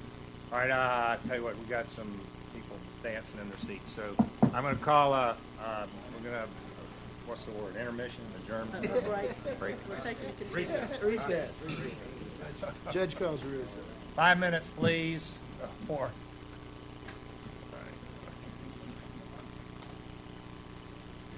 So how you liking Tallahassee? Requested to reorder the agenda somewhat and hear case 9 next. So, Yes, thank you. Heather Chrisman for the record. I'm representing Walton County as your assistant county attorney. We've got a couple of attorneys here for the last 2 cases on the agenda, so we've asked as a courtesy to those that are paying folks to be here if we could take them out of order. Okay. So we first asked to hear on case number 9. This is case number 19-213. The property owner is Grand Dunes, and this is a property located at South Scenic Gulf Drive, Miramar Beach. We have an agreement with the property owner, and their attorney is here this evening. The county has agreed to allow 60 days to bring the property into compliance. We're not asking the code board to take any action at this time since we have a stipulation with the party as far as the violation. And what we intend to do is to bring this case back to you for a finding of fact conclusion of law and order at the May hearing in the event that it appears that the property has not been brought into compliance either by obtaining the necessary permits or by removal of the structure. So again, we're not asking for you to take any action right now. We just wanted it to be in the record that we're working with the property owners on this case. What is it? I'm sorry? What is? This is for the construction of a pergola-type tiki hut outside of the condominium there. And the property owner believes they're going to be able to get permits. And so we're going to give them some time to try to accomplish that or to remove the structure. so we need a motion to continue? But we're not asking for any action. So We're just more for informational purposes today. We're basically removing it from the agenda. All right, we're gonna remove case number 19-213 from the agenda and hope that it does not come back to us. That's right. Thank you very much. Thank you. May I be heard just very briefly? Oh, I'm sorry, yes, sir. My Sure, name's sure. Bruce Anderson. I'm the attorney for Grand Dunes. Okay. We appreciate you passing this. We're making every effort to get it resolved and intend to, but I didn't want you folks to think I was ignoring you not showing up today. All right. Okay, thank you. Okay. We don't want that. All right. Case number 8 next? Yes, sir. All right, we're gonna hear number 8 on the agenda, which is case number 18-4495. All right, Ms. Rose? Yes, sir. My name is Officer Kurt Rose, Walton County Code Enforcement Officer. For the record, I'm submitting this testimony as evidence. This case actually came before you guys back in November. It was done at that time where they were going to be allowed 90 days to come into compliance by the issuance of a development order. They were also granted an additional 30-day extension by the Director of Planning if they were working forward in good faith. We are now at that extension would have ended this month. I received an email from the Core Engineering, who is their engineering firm that's working with the planning department to get it done, and they have asked for an additional time to finish it. Their status was changed from minor to major development order in the process, which is going to take considerable more time and more public boards. It's our staff recommendation that they be allowed an additional 90 days to comply. They are slated, well, we're slated to go on the TRC this month, but it got continued to another meeting, so they're going down the path in the process. So minor and major, and that's, 30 days is all that's going to be needed, you think? I said an additional 90 days from 90 today. days. 90 days from today, correct. There was some Okay, concern gotcha. that they more had sense. done some additional development on the project. I went out there myself this morning and re-inspected it. There's no further development on the project at all. I did a photo-to-photo comparison from the last one, and there was nothing there. Okay. This the wagon wheel? The one off of Wagon Wheel, yeah, the shooting range, the Range Project LLC. Forces? Yes. They are going through the process, but they currently are kind of out of time as far as the board order went. They're just asking for additional time. Okay. Our recommendation would be to grant an additional 90 days from today. Okay. Is that all you need? That's all we need. Excuse me. Yeah, I was just going to ask if we need to hear from anyone else. Let me. All right, hey. Don't get quick. Does anyone, okay, I intended to ask at the outset if we have anybody from the respondent that, or otherwise to speak. Are you representing the respondent or Complaint? The complainant. complaint. I got you. Okay. Okay. So, does anyone have any questions for Officer Rose? All right, I'm going to accept Officer Rose's statements and testimony into the record. And would you like to come forward and state your name and? I'm going to have Mr. Clark tonight. Well, that I Testify. Is he gonna testify? He wasn't here when we spoke. I think we have not. Yeah, I don't think you all were sworn in. No, we weren't sworn in. I don't But believe she's we an were. officer report, she did. Okay. And he may say a few words, so yes. Did I state your name? Dr. Clark? Solemnly swear to tell the truth, the whole truth, and nothing but the truth. Thank you. Thank you for moving us up. I appreciate it. We do agree that an extension is necessary, and I think that that's going to take more than 90 days to complete this project. What we are asking for is that in addition to the extension, that you include in the code enforcement order provisions that require them to cease, the applicant to cease from commercial activity and for the development. We do disagree that there has been, we maintain that there has been development activity out there, and there has been commercial activity out there, and we've put together for your review a timeline that establishes that with evidence that we've pulled from including documentation from the county, from our public records request. And if you take a look at the timeline that we've put together there, I just wanted to sort of give you an idea of how things have progressed. First of all, this process began, or initially discussions about this particular project began back in February of last year. And as you can see, there was... I would like to interject and object to this stuff. At this point in time, we're rehearing everything that we've already talked to in the last case. There's kind of no point to go over anything that happened prior to the actual Code Enforcement Board hearing. We'd like an opportunity to go through this because we just discovered this information after a public records request. And Mr. Clark will testify as to things that specifically occurred after the code enforcement order as well. Officer Rose, did I hear you correctly? You said there was no further no activity that you all had found? There is no further development activity on the parcel. And you're contending that Yes. is incorrect? Yes, sir. We're contending there's development activity and commercial activity going on there, including training courses that they're charging for. The materials that they have put out themselves, they reflect that they're a training center. And I've got copies of those materials if you would like them as well. Well, now, all right, well, let me just see if I can short circuit this a little bit without having to do all the rehearing, Officer Rose.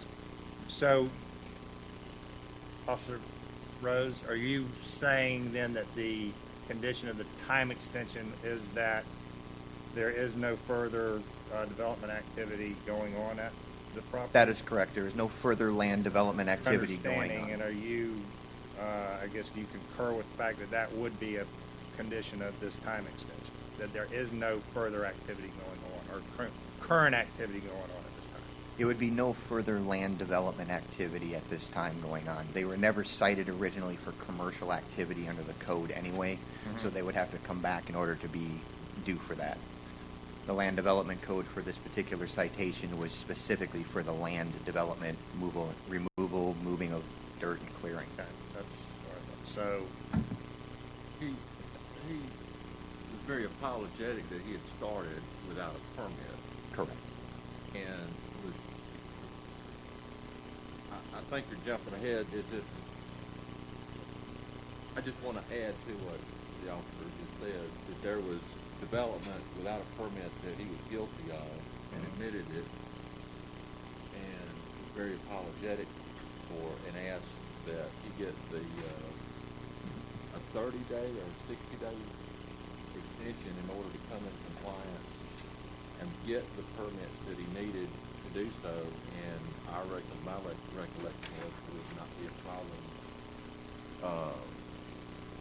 getting that permit. okay. If he applied for it, because of the land use was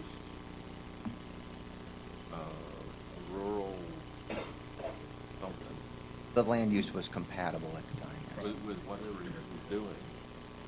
90, and then, the former, director, I think, of the code officer, gave him additional. Okay. That's the 120 days. So, you happen to know why the owner's not here? For The- past 120 days? That's why they sent the letter from Core Engineering representing on their behalf that they wanted to extend the time. And just to read the letter specifically, basically the letter says that because they were continued from the TRC meeting, this past meeting, they wouldn't be able to be up for another chance until next month. They're going to need more time. They're still going through their process. They're still working forward in good faith. They just wanted an extension. Time extension normally isn't something that they would necessarily have to show up for because it happens all the time by email or fax. Okay, so what would If I you may. want us to do? What I would ask is that you put specific language into this code enforcement order that did not exist prior, because I do have evidence and am presenting you with evidence that they have continued with development activity and engaged in commercial activity, which time and time again they said they have not done so. There's now Connex containers just in terms of, development activity on the property. But they are actually holding courses out there, charging for them. There's emails in here to that respect. They are actually holding events that they've told the county that they weren't going to hold and charging for those events. In addition, there's also been an incident report that was filed because there was bullets flying into General Dynamics building and into their lot, into the trees and things when people I'm were sorry, I out there have to working. object to that again. Do you have any evidence from General Dynamics that states that We have the incident report that we've provided to. to them? Yes. Okay, it's in this packet here, the incident report? Yes, Okay. it is. And just for a reminder, everything you're talking about is commercial, which they were not cited for on the original violation. We They would, were- in, Talk about the land use. No. It was All not. right, wait, hold on, let's one at a time, please, one at a time. Who, I, now I got distracted, so go. If they weren't cited for commercial stuff. Correct. That's exactly right, so. And he was gonna get the license and licenses and permits and everything he needed to operate, to move earth, to establish a business and that kind of thing within a short period of time. So, if I'm interpreting this right, this is a new violation that, it would be a new violation. We or would not have a to violation. cite them for a new violation on specific commercial activity in order, and that would fall under the new code language to get them to, for that commercial activity part, not the was in land the- development. What was the original complaint about? The original complaint, honestly, I don't remember what the original complaint was. I wasn't the So officer it at the time. seems to me then that I guess the procedure here is that we need to, or whomever needs to register a new complaint as far as a violation being commercial activity underway on this property, and that be considered independently of the time extension and the development order process that's before us tonight. That is correct. Is every, I mean, am I on? We have a citation that does cite to failure to get the development order application, and part and parcel of that, they need the development order application. They've been told to run a commercial business. Okay. So, yes, they should cease from running a commercial business that's- on that's- this property that they are continuing to Fine, develop. I mean, that's fine, I understand it, but it seems to me like we should take it a step further and find them in violation of running a commercial business without a proper development order. And that should accomplish what you're, I think, suggesting, correct? If they have run a business, yes, they should be fined. But going forward, what we're asking for is you include in this order a specific language that prevents them from engaging in this commercial business and engaging in further development to facilitate that business. Because this demonstrates, there are emails that demonstrate they are doing this. There are photos that demonstrate they are doing this. Photos that are in the county's records, the county's own records. I understand what you're saying, but I'm suggesting that we keep the two separate and just They've find not- another violation in effect. They haven't decided for this. They haven't been cited for this. Notice This or is, anything. this is a development order issue. If they are conducting a commercial operation out there without a development order, that's, Cite them for that. that's a We different can, violation, we can, I we think. can ask for, we can move for a cease and desist before they get a permit. On, just on our own. They would have to have notice. They've not been noticed They've on not been any of noticed. this today.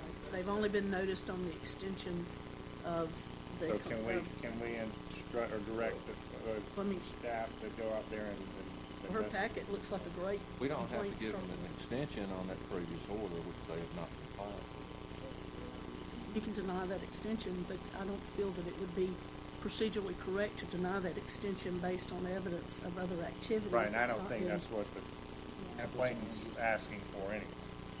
They just want them to cease and desist the activity that's going on there, out there now, that's all documented in here, I think. That's So- correct. We would like them to cease that until they get a development order and go through the process. Can we direct or request staff to go out and investigate Well- and open and, I'm not If sure. negative, you that- cannot. we can't?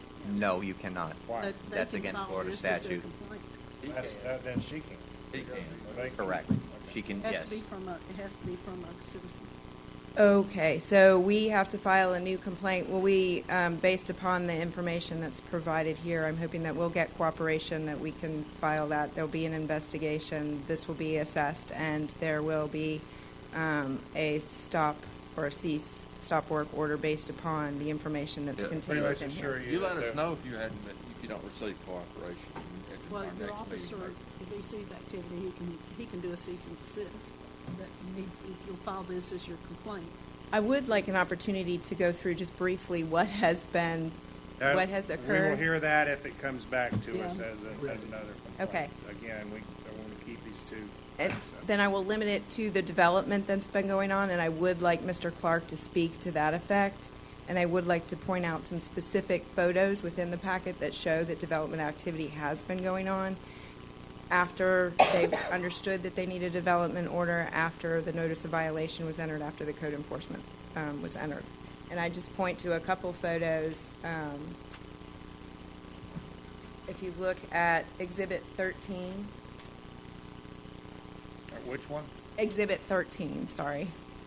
And I apologize, I thought my folks had some tabs in here. So it's just We the might second need to last. Accept any of this into evidence or at this point, Renee? Only the photographs that pertain to Holy crap. what we're doing here. So particularly if you look at this, this is the event that occurred on January 1. And you can see some of the photos of the event there, but there's a number of photos. But there's two that I've enlarged from the Facebook page, and you can see the work that's been going on out there, particularly with the setup of these bales of hay and the structures that have been, the berms that have been put up there, the Connex storage containers that have been put out there, which we've indicated previously, or I heard that those were development activity. And then in addition, I would just show you in Exhibit 8, there's some additional photos that show the berms. Those are photos that actually I took when I went and walked on Mr. Clark's property. You can see the berms, and you can also see the Connex boxes that were put up there. So the development is ongoing and has been ongoing. These photos were taken in October. The photos that you see with regard to the event were taken in January of this year. And you can Ma'am, compare. if I may ask, how do you know these were taken in January of this year? I'm relying on what the Facebook page says that indicates this is a January 1 event, and they put in there that the challenge, these photos are taken from the first annual Operations Multi-Gun Challenge. And then the photos there are reflected January 5th, 2019. This is all from the Range Projects page. And then if you look, these photos reflect on the Facebook page again, the two in particular, the ones with actually the last three in section 13, all indicate from the Facebook page that those were on January 5th, and they're all reflect at the top, the Range Project first annual event that they had indicated that they weren't going to hold. There's some emails in here that also indicate they were not going to hold those. They told the county they would not do it, but they did. And I can point to that email as well.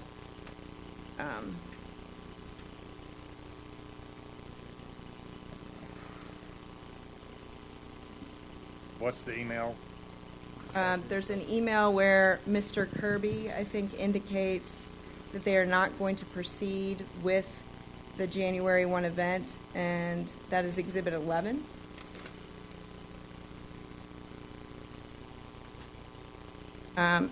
Mr. Kirby reflects that the event we had planned to benefit your grateful nation, that was originally scheduled for January 5, 2019. We postponed it until we received our development order. And as you can see from the photos, that event went on. Okay.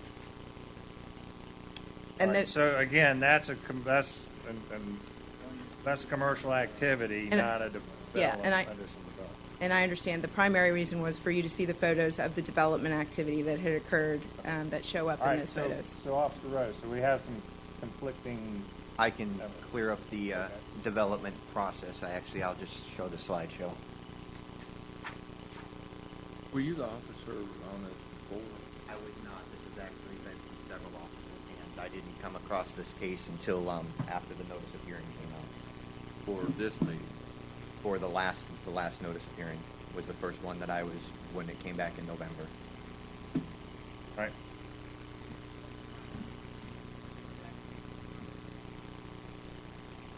Okay. All right, so this slideshow represents the photographs that were taken not only from that were presented at the first hearing, but the photographs that were taken this morning as well. They were taken from as close to proximity as I could get and remember exactly where the photos were taken. So in this photo, the picture on the left is what was there prior to. The picture on the right is what is there now. As far as dirt moving or any land development of any kind, there's really nothing to show there with the exception of some grass grew and they put a hay bale there.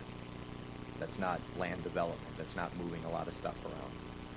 The little carport building that they're using for shade is moved from one location to another. I had asked about that to them. They had some flooding in some areas there because it's not stabilized and it's washing out, so they moved it around to clear that out and to fix it. They've just been maintaining. They haven't been developing anything. As you can see in this one, it's not added anything to it. It's still basically the same concept, just with more grass growing on it. Connex boxes. This Connex box was there. On the left-hand picture was before. Same thing. I got a little closer this time. Same thing there. That has not changed. Going down the road farther, this is the pole barn that was in contention from the last one. Pole barn on the left, it's kind of centered. There's the orange portalet and the orange Connex container. Same thing on the picture on the right. Pole barn, Connex container on the far left. Yes? Look back at a 5-year photo. Was all that already cleared? I look back in time. Primarily, yes. The majority of that has been cleared. There are some areas where the land development, where they brought in additional fill material and built up berms and stuff that was not there, but a good set portion of that was already cleared. Would you say it's more than 1 acre? Third? Oh, yes. Continuing down, as I toured through the property this morning, the one on the left shows a shooting range with multiple Connex boxes on either side. That was before. Here's the one this morning. Again, the same shooting range, Connex boxes on each side. That really hasn't changed any at all. Again, there's a little different in discoloration, but this is more of a close-up of the pole barn. It was there last time. Same thing this time. No change. Was there a building permit issued for the pole barn? No. Nothing. They would be required to get some kind of development order for the rest of this, and then to move forward with the pole barn.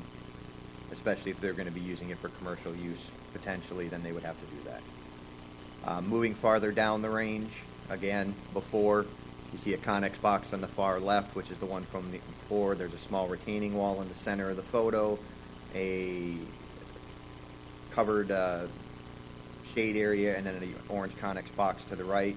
I got a little closer this time. You see the wall, the covered area, and the Connex box on the right. Going around the other side, similar lane setup. This is before and after. Again, it all looks identically the same, development speaking. There's really no change in that either. These are the 3 Connex boxes that she was referring to. These were here before when we went to Code Board originally. They're still there in the same spot. The only difference in this one being is that there's bales of hay that were stacked underneath it. I questioned him this morning in regards to the bales of hay. He received them as a donation from a local farmer, and he's using the hay to help stabilize the ground and areas around it where he hasn't seeded yet because he doesn't have a development order to keep finishing. And those are picture per picture from slideshow to slideshow of what happened at the last Code Board hearing and what it is this morning. So as to development, picture to picture, I don't see it. I'm going to pass this over to All right, Mr. I was gonna say. Wrap up comments, but before I do, all we're asking for is allow for fines to be entered now in the time of development order is development activity. Potentially, if there is commercial activity, we'll deal with that. I had thought. Right, okay, I understand. Okay, Mr. Clark, do you have a few words?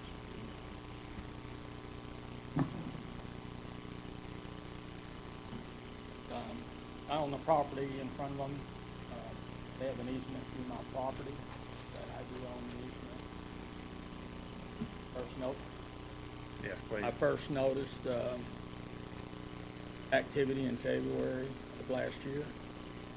And from what I've witnessed, it's been nonstop ever since they started. The only dirt they brought in, they put some clay around that pavilion. It's not really a pole barn. It's a 3,000 square foot pavilion. They've got lighting on it. They run with generators. The day after the verbal cease and desist, I took a water management officer out there because they had basically destroyed my easement. And on that day, they were running the dozer, and there was a guy in there shooting. When the guy that was shooting came out, the officer asked them if they had a permit for doing that earthwork. He said, "I don't know, I'm just a member." And he locked the gate and left. And I'm a land manager, been doing this a long time. That was, they dug up probably 34 acres. Massive excavation, large equipment, took months. They never stopped. They never stopped doing anything. The only time they stopped was about 2 days before he went out there and took pictures. They had targets out there. They were building new targets. They had generators out there, all kinds of stuff. When he showed up, they took all that stuff away, moved all that equipment. A couple days after. Was this since, sir, excuse me to interrupt, but was this since the stop work order was issued on October 5th? That was the verbal order, the first order. When But even was after- that prior to the written order, the one in your package here?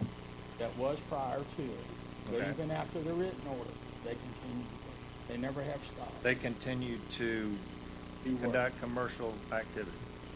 I'm not even talking about commercial. I'm just talking Talking about the move. construction. Well, we just had Officer Rose, I think, address all of the further development activity. Well, I could see- Which we've got the cease and desist or the stop work order here, which imposes a $500 per day fine if further development continues without the proper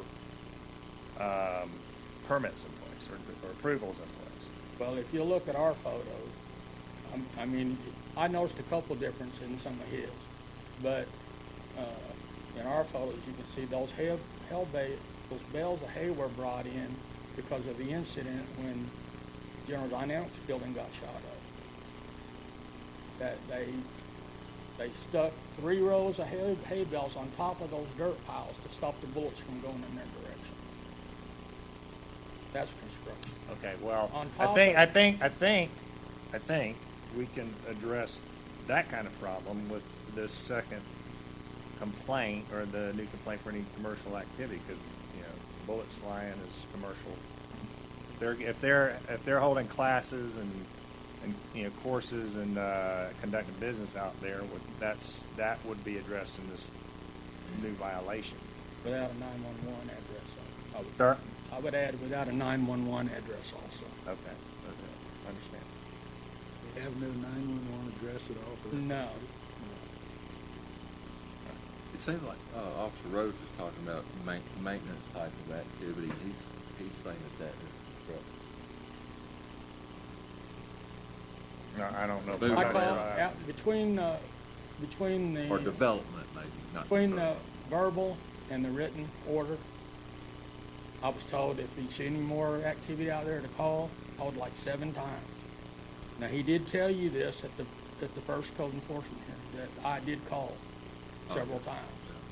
But I'm telling you, they've set more targets up, they got more lanes open. That's construction. Dirt work, they got bobcats out there, they got a big forklift, they moved creosote timbers, they walled up behind them targets, they've done all kinds of stuff. I didn't notice any targets. Are there That's targets right. visible in those You can get photos? any pictures of, there are several lanes of targets, several lanes. Long ones, short ones. Again, we're crossing over between That's construction. activity and development. I That's- mean, that's setting development. targets up, I don't know, is not necessarily construction. I mean, see, they got That would be more commercial activity, at least is the way I would. But that's, again, something we want to address with the. I understand. complaint. I understand. So, all right, yes, sir, go ahead. I mean, a cease and desist order, from what I read, says stop all activities. All activities. It doesn't say you can set up more targets, you can improve your lanes, you can add to them. It says cease and desist. If I may, I would agree. Sir? I would just I wanted mean, ma'am. to point out to one particular picture where they are moving targets, they've set up targets, they've moved berms, and they have put hail bays on top. In order to facilitate the commercial work, they're moving things around, belting. They've moved these Conex boxes, they've moved more in to set up these, and that's why the blend of the commercial. But there is a specific picture that in here that shows them using the hay bales and setting up specific targets and using the boxes and moving them around. That there's they brought out 3 houses, I think. And one thing I wanted. What do you mean brought out 3 houses? So many houses. Oh, they actually moved buildings? And there's no photos from when the initial violation was cited and when the got photos that done. All right, I'm going to have to interject here for just a So- moment, Go real ahead. quick. We're going to have some serious evidentiary issues because this was a written request for a time extension, and we're rehearing new evidence, and there's no one here, and there was no notice to them that there would be new evidence presented. That would be a Well, due see, process that's what concern. I'm getting at. I that's why I said before, we need to keep the development part separate from any new violations. Any new So commercial violation. and I know some of this might cross over, but what we need to address at this point, if you've got any further comments pertaining to this request before the board right now, which is an extension of a time request, a time extension for an approval, then go ahead and make those statements now, questions, and then we will have to discuss and decide Right. among us Well, how we're going to handle it. Like, all I've tried to address is the construction that's. Well, sir, and it's your word against what Officer I've got Rose is taking. photo evidence. Well, he did too. And I mean, we can sit here and we're just gonna have to discuss and weigh the evidence that we've got before us and make a decision. I understand. I think one thing that is pertinent for tonight would be the wording of the original complaint and whether or not the code enforcement staff made the correct assumption that it's just was limited to getting a complaint, or getting a development order, or getting a building permit, or whether it would include the wording of the complaint should also include policemen commercial activity. Well, here's the way I see it. If they're continuing to develop, and that's the question here. You say they are not, you say they are. If they are in fact continuing to develop, then they need to be slapped with a $500 a day fine. I mean, that's simple. It's already in place. Remember that stop work order came in place prior to the code enforcement board hearing. You have already adjudicated that process and given them what they needed to do. So, We have an order from 11/16/18 that gives the finding of facts, conclusions, and all they have to do. That's the order that you're using. The appeal time has already run out of that. There was no appeal against that. They voluntarily allowed to go through the process. They were moving through the process. all right, gotcha. No, it Wait, means, one time. Renee? it means that if they're violating this order, then that Officer Rose has the authority to notice of that a violation. It's not brought that tonight. It's not noticed tonight. One thing that was noticed tonight was the request for an extension of this order time so that they can continue the permit process. So that brings back up that original complaint. There's no notice here of any violations. There's only a notice for a request for extension. So they've not been noticed. You have a procedural issue in addressing and even discussing what they're bringing up. Also, we're here solely for the purpose of an extension. So would I be correct in saying that in addition to commercial activity, maybe a new complaint needs to be filed for continuing development without? Well, that would be you can't order. I can't do that. I know that. They can certainly file that tomorrow, and if Officer Rose finds violations, he can certainly issue a cease and desist on those bases or whatever process he wants to go through. But for tonight's purposes, procedurally, our hands are tied to what is noticed. So all of this is Okay, we forced to give a time extension.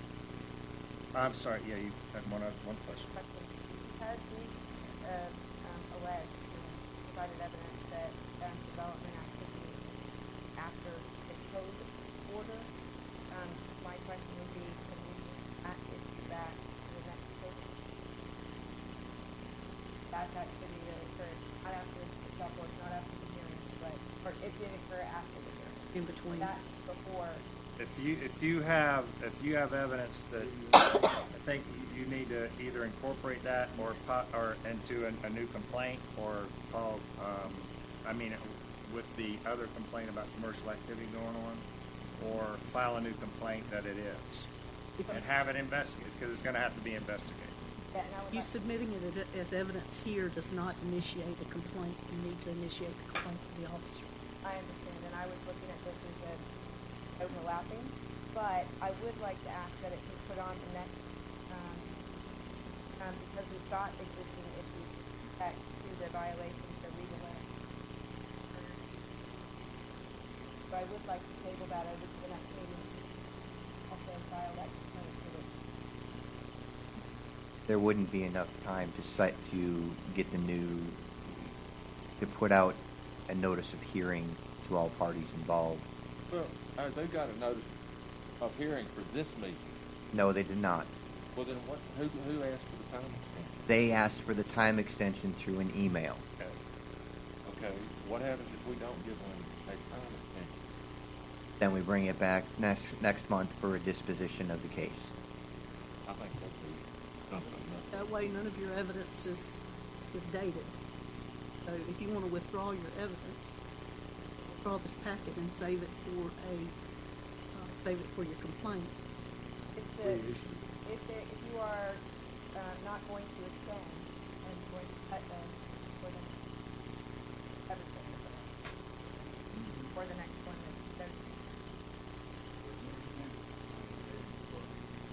then we want to, if you extend it 90 days, we want this to pass the evidence we have now. from what I've seen and from what that guy said here at the meeting previous time, that he's not being as forthright as I would be in his situation. I could comment on that if you like. No. We would ask that you don't consider those issues that weren't properly noticed to the person. They do not know that an evidentiary type proceeding was going to happen this evening, and the county has concerns, and very serious due process concerns that it's not fair to the other party that does not know this conversation is even taking place. I'm going to close. You said one more a minute ago. How many I more? was just going to say, we did notify that we had these issues. We did notify the county that we were going to raise this specific issue. When did you notify code enforcement, myself, that you were going to bring this information? When did you give me this information? I had asked that we raise and whether we could put them. Got notice yesterday that we were having a meeting, so I took it today. But we had asked that you would include recommendation. Correct. Correct. That was yesterday. Yes, that's yesterday. I don't, right, but I don't have time to notice the other party involved. There's going to be additional Okay, evidence added. I'm gonna cut this off. All right, I think we're done with public portion. You got 30 seconds. Okay. I just wanted to point out that they've been twice before the TRC within 30 days. But 2 times, 30 days apart. irrelevant. Well, I'm just talking about notification. And the last thing I want to say is, since a comment was made that it was compatible, I disagree with that. I say it's allowable under zoning, but whether it's compatible, I disagree with that. What's the TRC?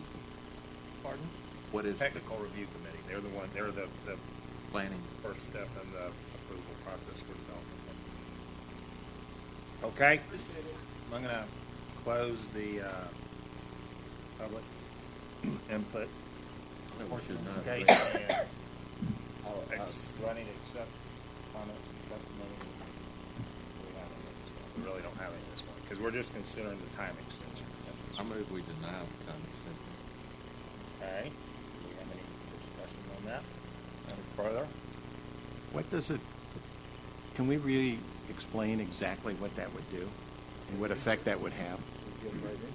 Well, it would put it on, according to the order, if they need if their extension was, in the order it says that they are to comply within the 90 days, and then they were given an additional 30 days. And they've got a $250 a day fine until it's brought into compliance. Then Officer Rose would have to bring this case for an order on failure to comply, which would then set a fine if they've not complied by the next meeting. Do they have enough time to get notice to them before the next meeting? Yeah. Probably the meeting after. So we'd actually end up giving them 60 days. Fine would have started to accrue. I don't have the actual date, but it would have started to accrue, and then you could add those up and then impose the fine. The fines could start to accrue 30 days, I mean, if they haven't, right? I mean, Well, this is what the order says. It was signed 11/15/18, sorry. It was filed on the 16th. It says, in the event that the county staff finds that the aforesaid property is not brought into compliance after 90 days from receipt of this order, the respondent shall be ordered to pay $250 a day until the property is brought into compliance. And it's my understanding from the testimony of Officer Rose that they were given an additional 30 days from staff, so that's 120 days from 11/15/18. So I guess that would be about around now. Around now, March yeah. So it would 26th, start. give or take. Yeah, it would start accruing, but they would then have to procedurally bring it back to you to determine the fine. Once it'll just accrue until somebody brings it back. Question. So it could be next month, the month after, or it could be 3 months, or it could be 3 years. And other input can be allowed. Sounds to me like there's going to be another complaint on the property, which will, and my suggestion, pile it in. So if the 120-day extension is in effect now and set, argument's sake, today, then fines technically started accruing tomorrow. Then if we say reduced the time extension to something shorter than what they're requesting, 15, 30 days maybe, that would give time for an additional complaint to be filed on the, and that evidence would be investigated, and then maybe come back before the board. Okay. Does everybody understand kind of what I'm? I got a motion. All right, go ahead. I got a motion to not approve the time extension. Any additional time? I just don't feel like it's the right thing to do. They,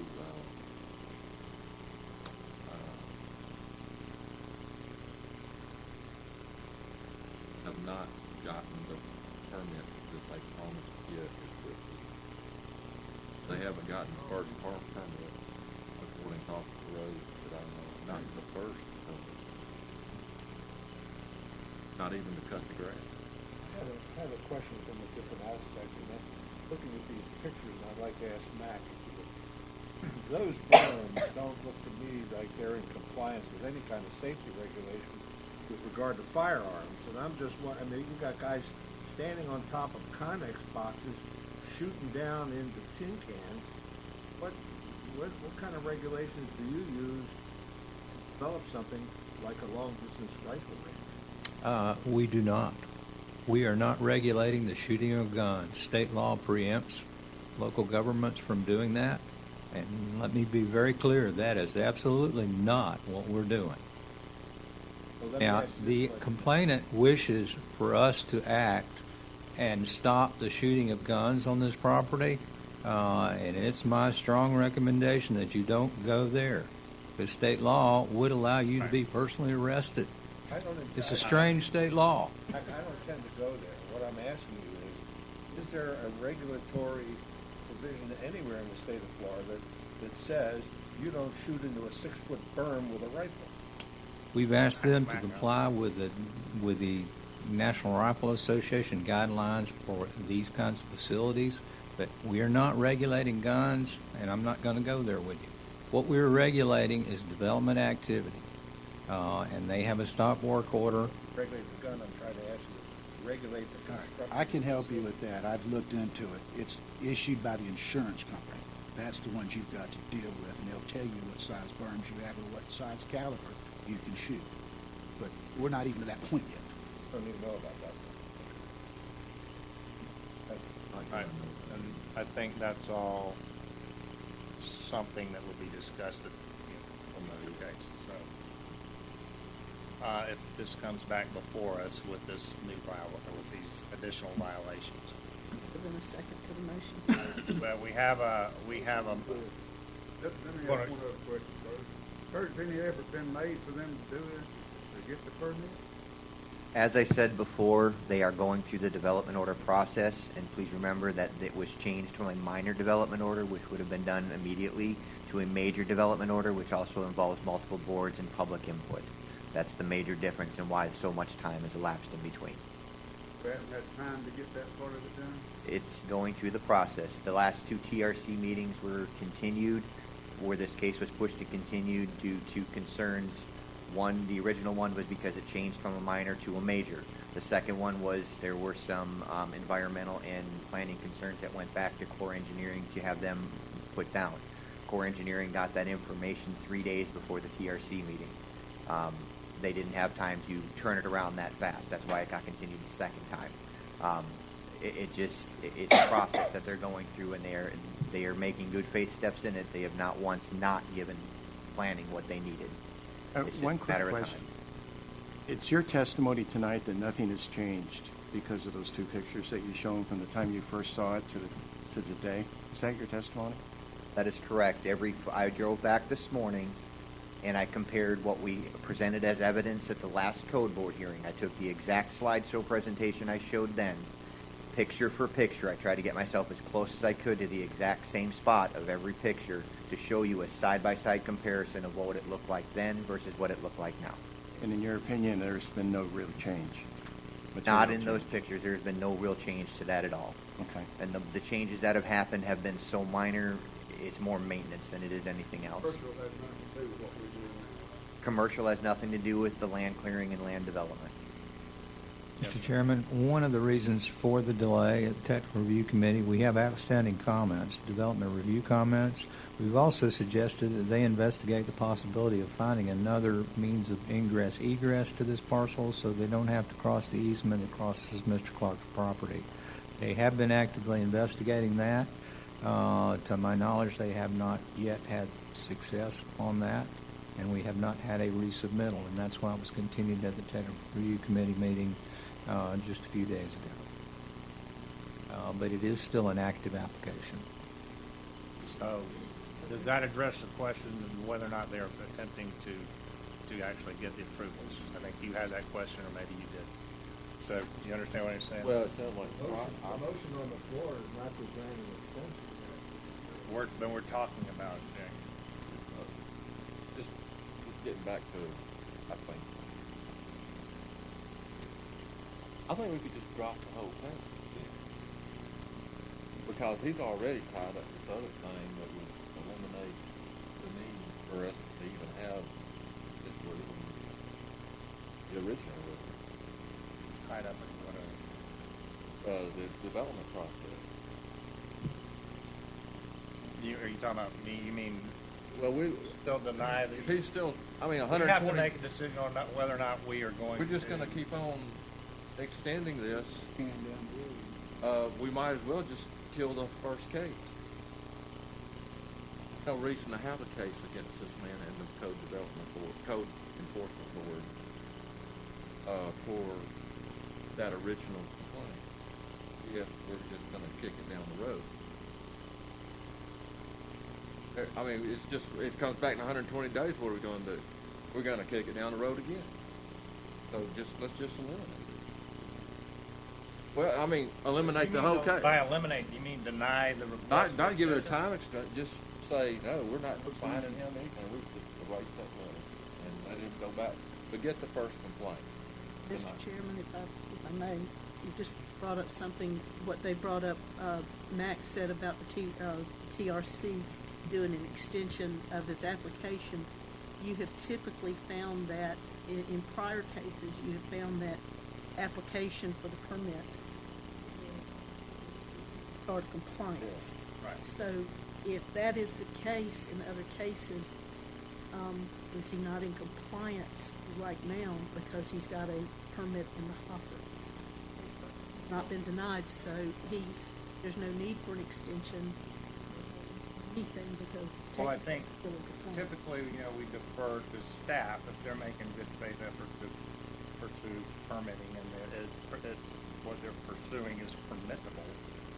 We give a lot of credit to what their recommendation. My concern in this case is that we can't sit here. We're weighing conflicting evidence right here with between what Officer Rose says and Mr. Clark is saying going on. My inclination would be to grant, say, a 30-day extension, giving opportunity for this new violation or new complaint to be filed, and then this possibly would be all investigated, and this possibly would be all fleshed out, and we come back before the board, either 30 days or 60 days or whatever it took, and hear the evidence on the new case, at which time we make a decision on that. But I would have just had to address the first case and the second case, get it all in one time. But your motion has not been seconded. Do you want to amend your motion? Yeah, I'll start up. I withdraw the first motion, make the second motion. 30-day extension, as requested by the staff. Any new complaint, try to get them together and come back for you. Staff recommended 90 days. Right, He he's said recommending 30. 90. I I'm mean, no, your saying motion says you say 30. I'm saying 30. Yeah, but they're with saying, him. you said, what was their recommendation? They didn't recommend 30. Because they're not going to be able to get it in 30 days. They're wanting 90. We know 30, but that gives opportunity for the complainant to go and file this new complaint and to have it investigated and brought back. But do we need just a suggestion? Is that 30 days give enough time for you to do a reassessment? I mean, we have conflicting testimonies from both sides. I mean, I would sort of like to have, code enforcement go out there again and do an evaluation while looking at some of the evidence that has been presented tonight on the property, on the development side of it. That's my intent. That's my whole. Just to see if Maybe on a Sunday afternoon. Or what happens. unannounced. We have a motion. Do you want me to answer that? Go ahead. Whenever that new information comes forward and that new case will be processed, it will be processed just like any other code enforcement case. The chances of you getting it and seeing it within a month or even 60 days is highly unlikely. Code enforcement cases take months to progress through before they come before this board. We work through every possible process to give them voluntary compliance before we come to you. So it's not something that's going to happen in 30 days, 60 days, or 90 days. My answer to that is that if you go out there and you do determine that additional Development on this taking case. place, then Correct. that would give us the opportunity to reevaluate whether or not we were going to continue to give it an additional time. Correct. And Correct. the other side of that is there is no way at this point that I can combine those cases together. That would not happen. You already have a final order in place for one case on one violation. I cannot pull that back and violate them with the same thing on a different. It doesn't work that way. So we can just blue sky in that. We can either keep the okay or do away with the okay. That's the first choice. So, When you say do away, what do you mean do away with it? Just expunge it. Hey, forget about it. You go through the. Did not extend. you haven't given the county notice on that, so that's not a proper procedure. County won't agree to that. That's not an option. What's appropriate to this evening, what is notice for a time extension, grant or deny? Correct. Totally whatever you want to do. The county is not making any recommendation. This was asked for by the respondent. Correct. We have no recommendation either way, whatever you want to do, grant or deny. You understand that answer? They have no If a new case is filed, it will be investigated properly. Or we can either do nothing or grant it. So we can either deny it or grant it. We can either deny the request, we can amend the extension length, or we can grant the extension. I think your request for 30 days is adequate. We have that, I think we have that motion on the table. You want to second it? I'd like to hear the motion again, so I don't want to second it. I like the 30 days still. I like the original 30 days, or the second motion. Instead of 90 days, let's make it 30 days. And go with that. And go with that. I What you second said that. first, and then just make it 30 instead of 90. Right. Got a motion and a second. Can I clarify for the record, so when we draw up the order, we have the right language? Motion to extend the compliance date an additional 30 days, failing which a $250 per day fine will be imposed. All of the other terms of the original order are in full force and effect. Whatever the language was he had there, except for instead of 90, we're doing 30. And it was Got it. $250 a day. That was what was in the original order, sir. Was there another comment that wanted to be made by the gallery? Well, I need to. We've already closed. We closed the public portion. Oh, that's a no. Okay. All right, so we have a motion second. I think, do we vote yet? All in favor? Aye. Opposed? Okay, so the record, we got one.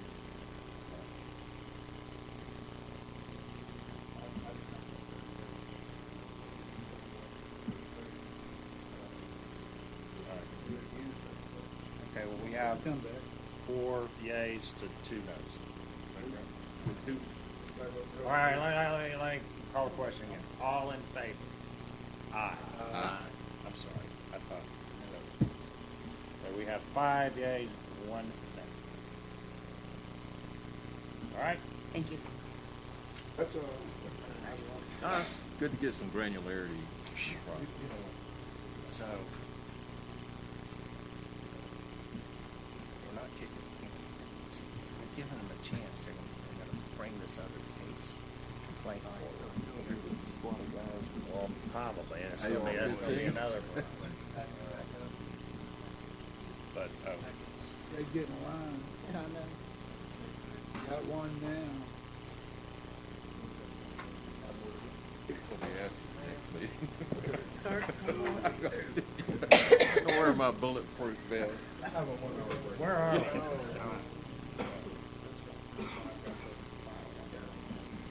Excuse me? I lost my You want agenda. coffee? I think I gave it, just gave it to you. We had 3, now it's number 4. Officer Rose is bringing A what? pizza. Yeah. Dennis or his son? I'll share this one. Oh, yeah, this is mine. We're not done. No, it isn't this year. We got 4 more. A piece of Miami. All right, so we're down to case 4. We're gonna jump back now to case 4, case 17-1363. Property owner Ross Larry Estate, care of Robert Waldera. Who is that you again, Officer Rose?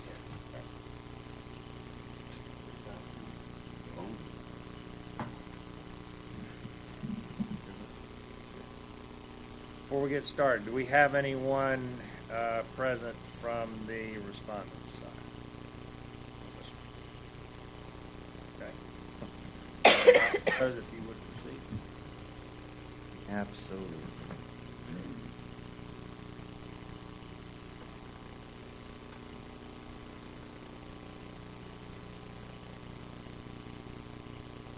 All right, this is case 17-1363, and for the record, my name is Kurt Rose, Code Enforcement Officer. I'm submitting this final report and PowerPoint presentation as evidence.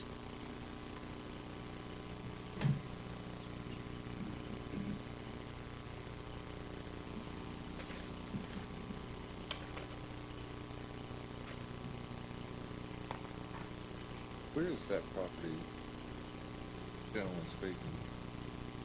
This property falls at Laird Drive, sorry. It is located just north of 3280 on just off of 331, so it's north of the bay. 3280 kicks off to the east. Laird Drive kicks off to the west. More or less, yes. All right.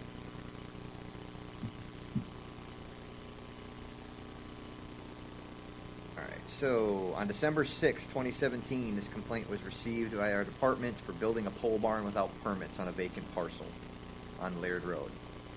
I did an initial investigation and found that the property was in violation of 11.0402 of building without permits. During the initial inspection, I did make contact with the property owner. Excuse me. I explained the violation to the property owner. He told me he wasn't aware he needed permits, but that he would go down and get a permit right away. February 5th. On February 5th, he emailed me and said he was working on trying to get his permits. On April 2nd, we received another email from him. He has plans off to the engineer. He's still working on it. July 26th. After several attempts to contact him, he's no longer responding. I sent a notice of violation to the property owner of record, according to the Walton County Property Appraiser's website. On August 16th, the notice of violation was returned undeliverable. I attempted hand delivery at the address listed on the Property Appraiser's website. The current resident told me Mr. Waldera did not live there. On August 16th, on August 21st, I posted the notice of violation to the property. At this time, I had not had any further contact with the property owner. November 11th showed the site had not changed. No permits had been applied for. On January 8th, I received an email from Mr. Waldera stating an updated address telling me that the plans were still in process and that he would make it in time in January to submit. On February 6th, I received an additional complaint on the property that not only was the pole barn built, but now he was pouring a slab under the pole barn.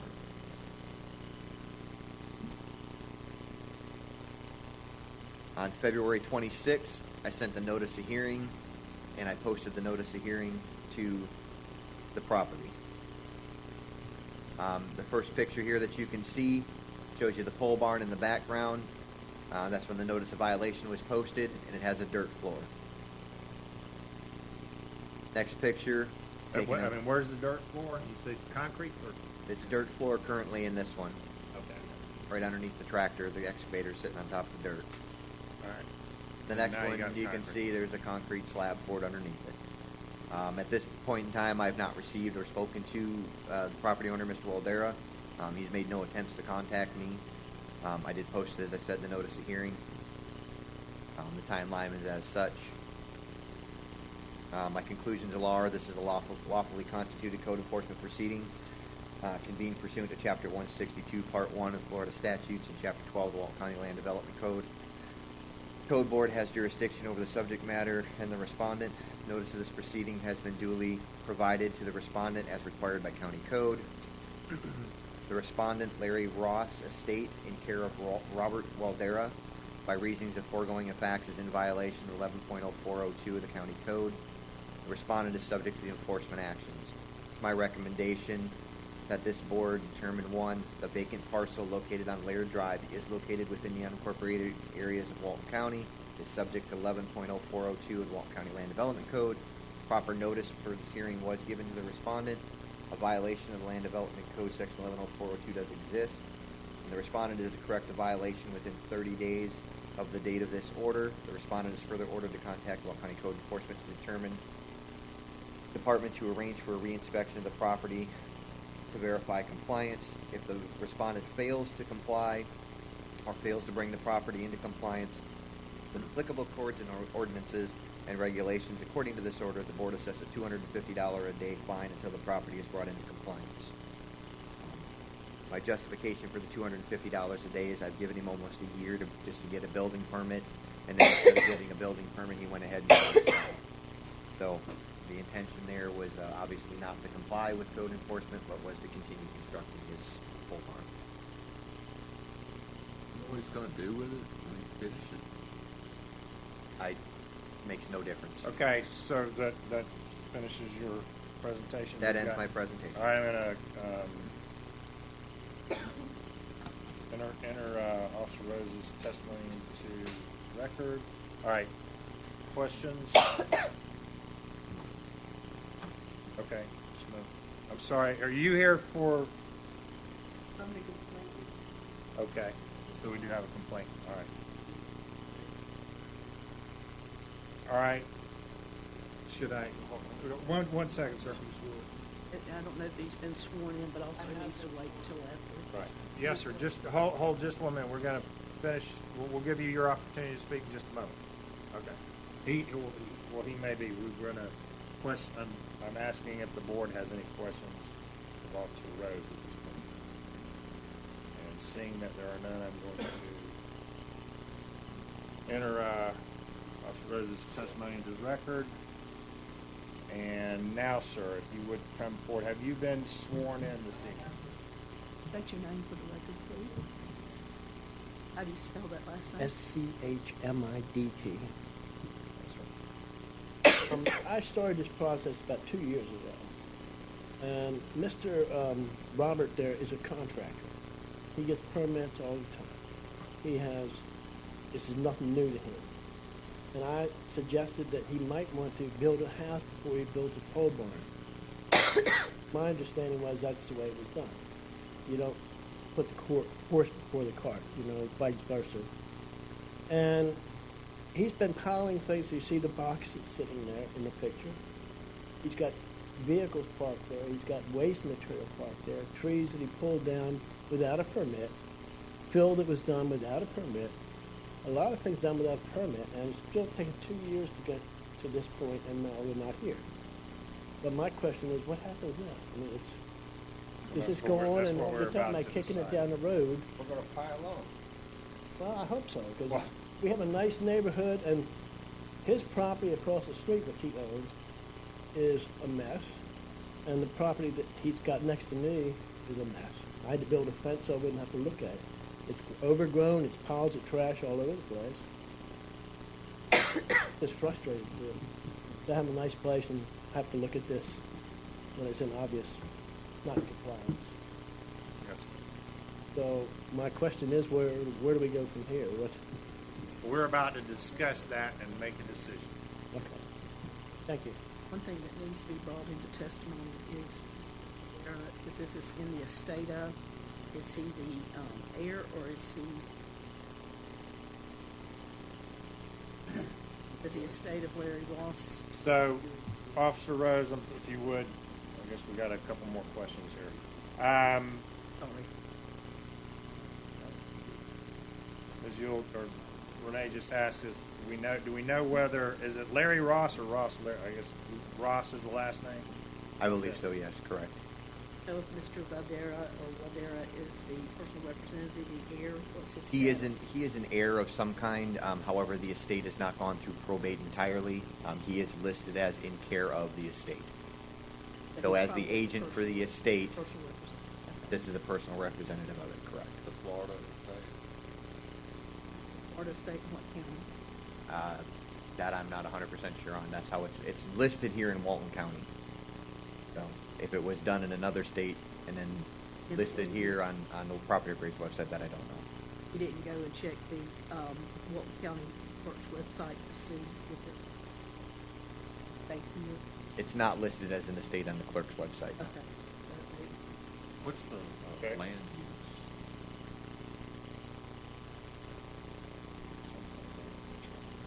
Land use is rural village.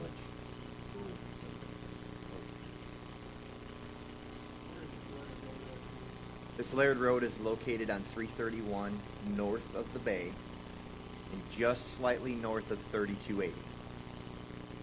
County Highway 3280. Right at the corner there of Laird Road, I believe there is a pool supply store. 331 pool supply store is right there at the corner. Exactly where it is. Just down the road. It's north of the bridge. Okay. The top of that facing south. The top of that is north. Okay, yeah. All right. Spring. Correct. Any other questions for Officer Rose at this point? Okay, we'll accept the additional testimony into the record. Mac, I have a question for you, please. On this, is the pole barn, is this considered an ancillary structure similar to the previous, the Connex box issue we just talked about? Yes, This sir. is rural this is an- village, that's commercial. This is an accessory structure that would require a permitted principal development, a house. So there is, and there is no residence, so that would be considered in the denial or acceptance of the building permit process? Without a house or a mobile home there, a dwelling, it would not be something we could permit.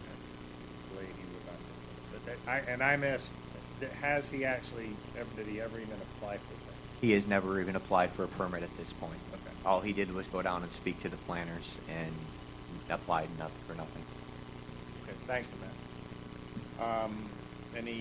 Okay, I'm gonna close the, since there's no one here from the respondent, close the, public input, and we'll have the board discuss it. So.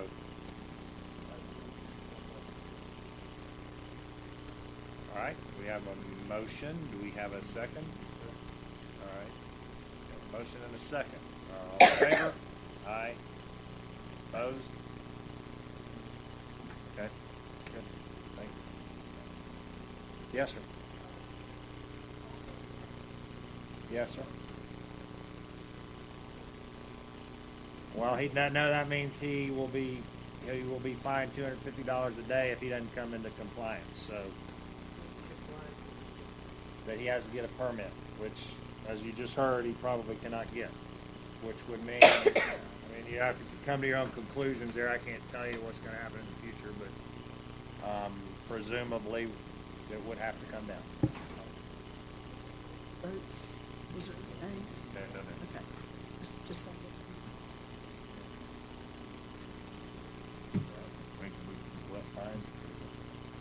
All right, so we are on to item number 5 on the agenda, case number 18-3658. Property owners, and that's John Gates and Shane Fisher. Officer Rose. Proceeds.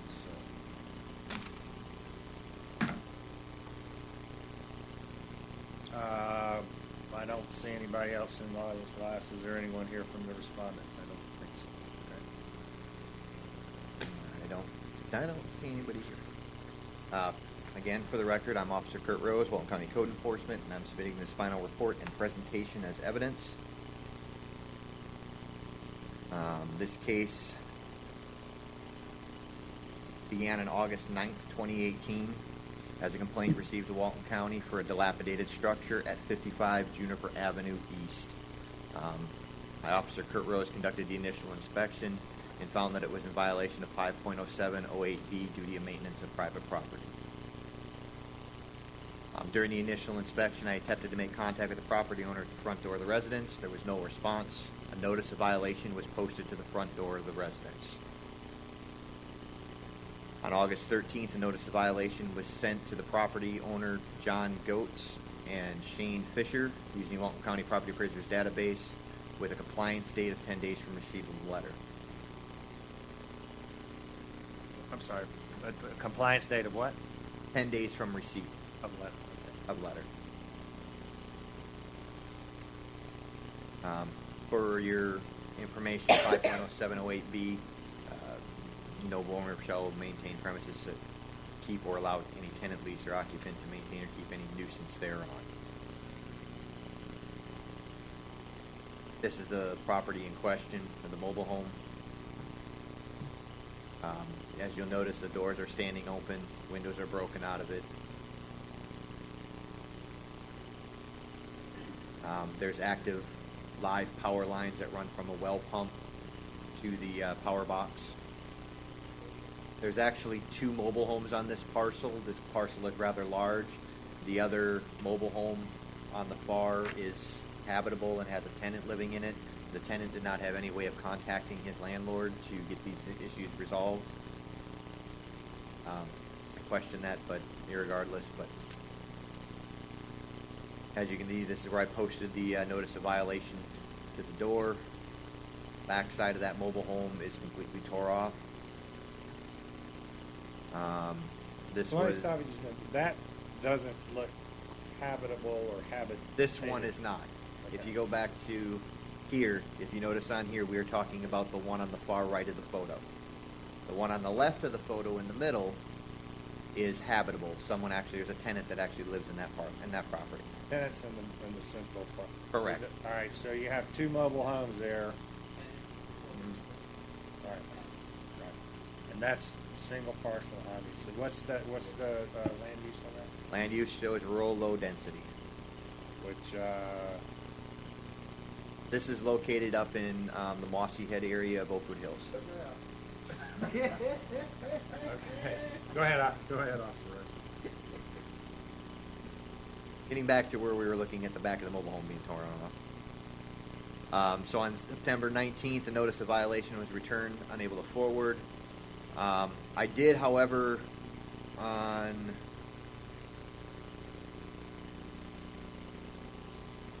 I lost my spot walking over there.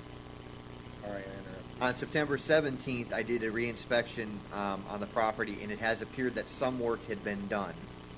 The interior of the mobile home had been cleaned out somewhat. I made contact with the neighbor, and the neighbor told me that he saw the notice of violation, was just trying to help out and trying to clean it up. I explained that that wasn't the case, that the mobile home would have to be removed due to the condition.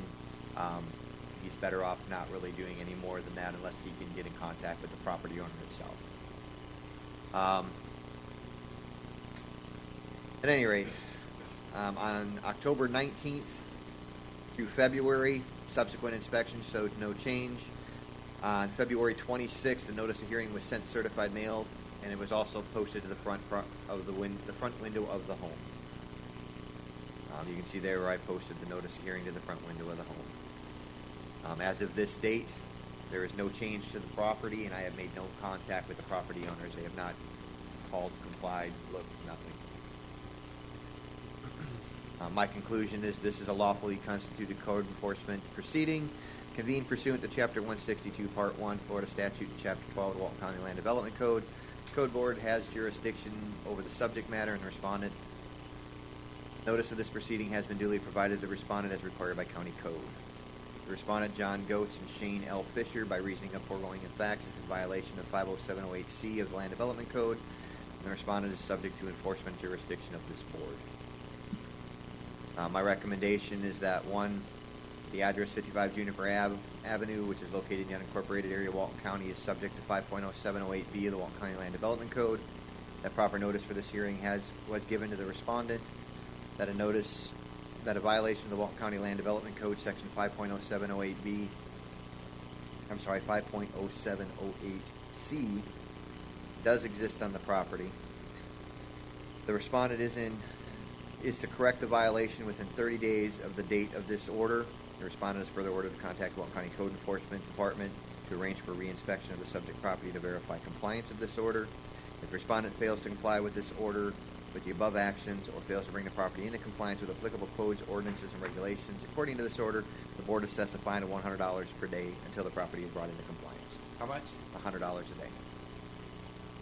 I've not been able to make contact with anyone on this one. This has been a posting by posting by posting. I have tried various ways of looking these people up to try to find them where they're living. I've checked old addresses. They don't live there. This is one of those things where I'm hoping eventually somewhere along the line they come forward and we can get it resolved. Who does the tenant pay the rent? He pays to a bank account. He deposits to a local bank. I went to the bank and requested that information, which of course they denied me. So this dates back to, if I'm reading that right, May of last year, May 9th? 8/19. Or is this a HUD property? Or 8/19 of last 8/9 of 2018, correct. So for not quite a full year, I have been trying to find these You've people. got this as a maintenance of property, private property. What is the only way to come into compliance to move that? It would be in my opinion, it would be to remove it. Potentially, someone could always get a building permit and try to rebuild it back to its current standard and glory. My question then would be, are multiple mobile homes even allowed under this rule? These were placed prior to the land development code being in place. They were there long before that. So that would not apply in this case. especially for safety, are there children in the other tenant? There are not. That would need to- That is correct. Are there children in the area? Not immediately. The next block over there is. And the gentleman legitimately that does live in the other, he takes pretty good care of the yard. He tries to keep the junk and stuff cleaned up. And for all intents and purposes, I mean, if you look through the photos, the grass is cut. Every time I go back out there, the yard itself looks nice. So he keeps that part of it up, but he has no control over to be able to do anything. They hadn't responded to any of the notices. No notices have been responded by the owner. I explained that to him. He's honestly hoping it just stays working. Does anyone, all right, let me ask you this. Why are we going only $100 a day? Again, I've made no response to him. No one has contacted me. I don't feel that unless I have had a chance to speak to someone and given them their opportunity to comply, that then if they fail me, then they deserve more. This is Given them ample opportunity to be in touch. Again, these are postings. We have mailed, we have dropped flyers, but every Obviously, resident... somebody's mowing the yard, keeping the grass, as you just The said, tenant, so they know. the tenant that lives in the other one.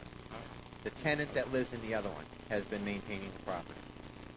But the actual property owner... Okay, we'll talk about Well, you can always make it more, that's up to you. for Officer Rose? I'm wanting to go higher. Or have you accepted Officer Rose? I'm sorry, no. We can accept it. We'll accept Officer Rose's testimony into the record, and now I think we'll discussion. We have a motion? Yeah, I move we accept Officer Joseph Chambers.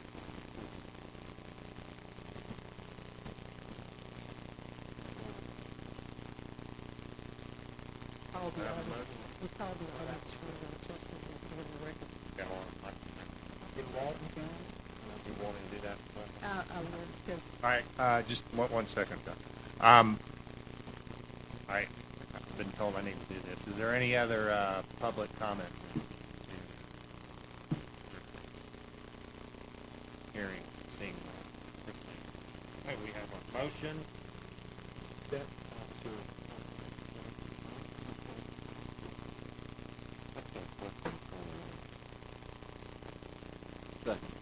Second it first, and then. No, we can. technically you're not supposed to discuss until the second. All right, all right, we have a word, that's right. We have a motion. Is there a second?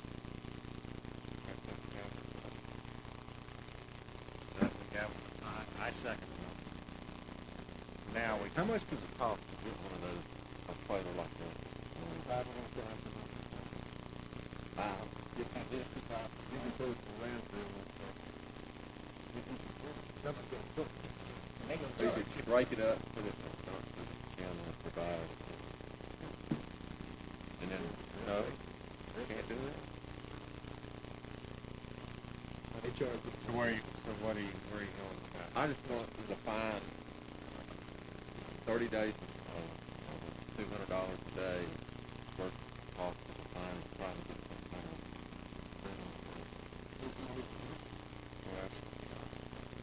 Yeah, if there's no contact, you know, the amount of the fine's almost irrelevant. Pretty much represent. Well, I mean, yeah, the ultimate end is we lien the property and.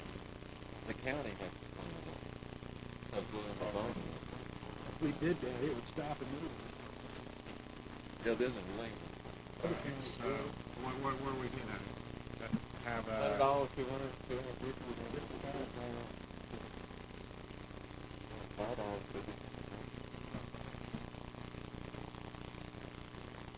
Okay. All right, so we have a motion to say we could, if there's, I'll call the question. If there's, do we have any other discussion? I'll call the question. Call the question. All in favor of the motion? Aye. We have 3 in favor. All opposed? We have 3 opposed. What do we do? Motion failed. Motion failed. All right, we'll entertain another motion. How about the same thing with $5? No, I'd go with All right. recommendation. Okay. $100? Yeah, So who's gonna move, who's, Warren made the motion? I'll second. A second? All right, we have a motion to accept Officer Rose's finding of fact, conclusion of law and recommendations. All in favor? Aye. Aye. All opposed?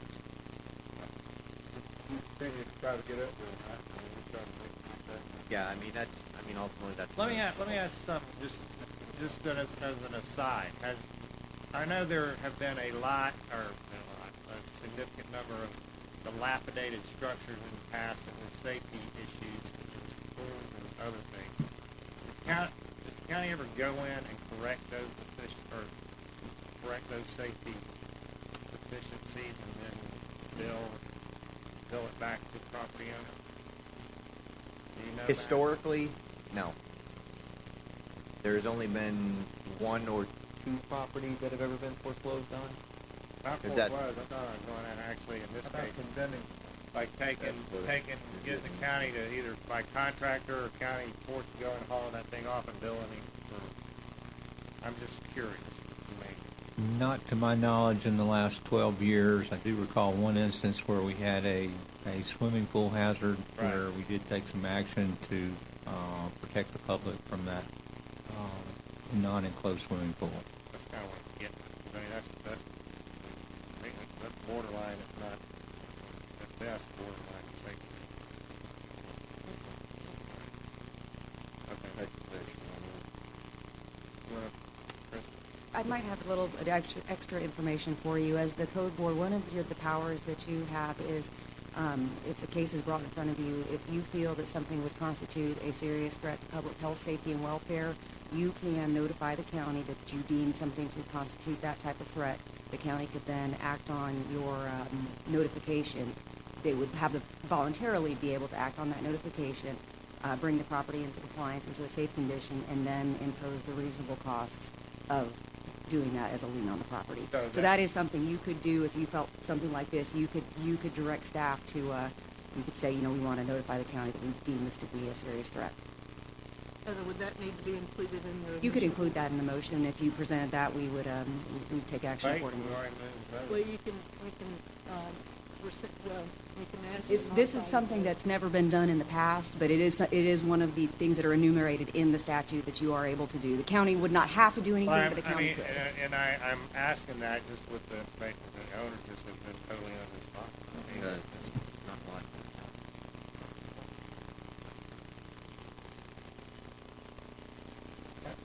But then the downside of that, as I see it, if we go in and spend $5,000, it's a $5,000 reasonable cost, or whatever the cost is. That, and at some point becomes a lien. Is that going to get? Well, it does. I think it does become a lien, and whether it can be foreclosed on. That'd have to be looked into. It is just an option that you have. If you have a concern, you can notify the county, and we would look at it. But I do have a question. Rose, the water well, does that water line go into the trailer? I am not sure of the water line itself because the water lines are underground. Okay. I can't see it. The only thing above ground that is visible is the electrical wire that's at the top where I couldn't remember if that was I'm going down the mosquito that's control. That's an electrical and the wire that runs from the power box. It's wired into the bottom of the power box and runs along the top of the ground. It's spliced in at one location to another wire which runs along and powers the well pump. That's interesting. Well, my question about the water is if there's standing water in that trailer that's a mosquito hazard, and that would call the health department in the North Rockville Mosquito Control District to come in and take action as well. They will come out and spray it. He's running over that power line. Can we get the tenant to include the findings here with his rent payment? Somebody. I believe that might be a little beyond our I'm just trying to see. I mean, if the guy never responds or we can't get any kind of communication to him, who knows if anything will ever happen. All right, I think we got 2 left. So. You vote already? Excuse me? Yeah. You ready to vote accepted? Yeah, we've already voted, and $100. It was your recommendation. We've got case or item number 6 on the agenda, case 14-264. I assume that's still you, sir. Do we have anyone in the public, the audience, who intends to speak in regards to this case? Yeah, go ahead.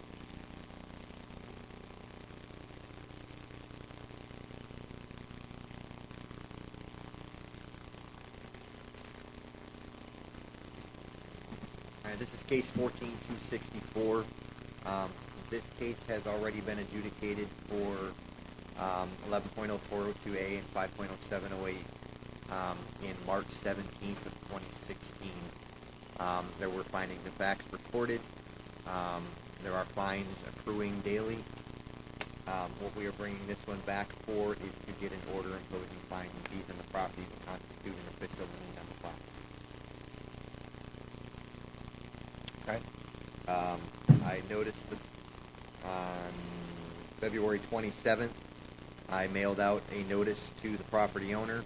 The property owner did not respond to it. It was returned. This was the current condition of the house in the old photographs back in 2016 when it was originally brought to the board. I posted a notice of hearing to the property to make sure that since they denied the mail, that they would have time to get it. This is what it currently looks like now. They continue to work on the roof, and still junk and debris. So at this point in time, I would recommend that we put an order imposing fines and fees in place to constitute a lien against the property in the sum of $67,000 and a continuation of $250 a day until the violation is brought into compliance. Wait a minute, I thought we had already done that, now you're wanting us to just order. Correct. It's an So, order imposing what's the fines and fees. statutory period before you can actually? 3 months. This one, for whatever reason, didn't come back to constitute and make the lien, so that's why we're putting the order imposing fines and fees in now. We actually received another complaint on this property, and during the process of investigating that one, I found out there was an existing lot. So, instead of going through the whole process again, not being able to find anybody, since this person obviously is not doing anything to it and has no intention of bringing it into compliance, it's just best to assess the lien to the property. So once again, I'll repeat that. We would like to, I recommend an order imposing fines and fees and a lien against the property in the amount of $67,000 and the continuation of a $250 per day violation until the property is brought into compliance. The $250 a day was recorded in the previous fine order. Procedural point is the $450 administrative fee that was included in the original order in 2016. Has that been deleted from the $67,000? No, I just wrapped that into the $67,000, and to clean it up, I just did $67,000 to include that $450 because it was not paid, and then $250 a day. Well, if I remember right, when Heather first came to us, there was a question as to whether or not the $450 fine cost was justifiable under current law. Correct. But I haven't seen that that's been addressed yet. I don't know that that's been addressed either. It was ordered in this particular final order, and with the order imposing fines and fees, all it's going to do is state a fine, which actually their accrued amount is considerably more than that now, but we felt half the assessed value of the property was a good amount to set a fine against the property. So maybe you could formally, like, Just say that's the fine, that's the accrual. This is the fee. So that we don't come up with an appealable issue from them. No. And that's why it specifically states that we lien the property for a fine in the amount of $67,000, and then allow a continuation of fines to accrue at $250 a day after. Okay. Any questions from the board? All right, I'll accept Mr. Rose into the record. And is there anyone from the public that would like to comment on this? Hearing none. Excuse me? Right. Okay. Hearing none, seeing none, I will entertain a motion or further discussion from the board. I move to accept Officer Rose's proposal. All right, we have a motion and a second. All in favor? Aye. Opposed? Motion passes. And we are on to item number 7. And last, we have Officer Lynch. Okay. Case number 19-16. Property owner Nitro Jose Felix and Maya Calera Nitro. Good evening, Board. Code Enforcement Officer Michael Lynch. For the record, I'm submitting my final report and this PowerPoint presentation for the record.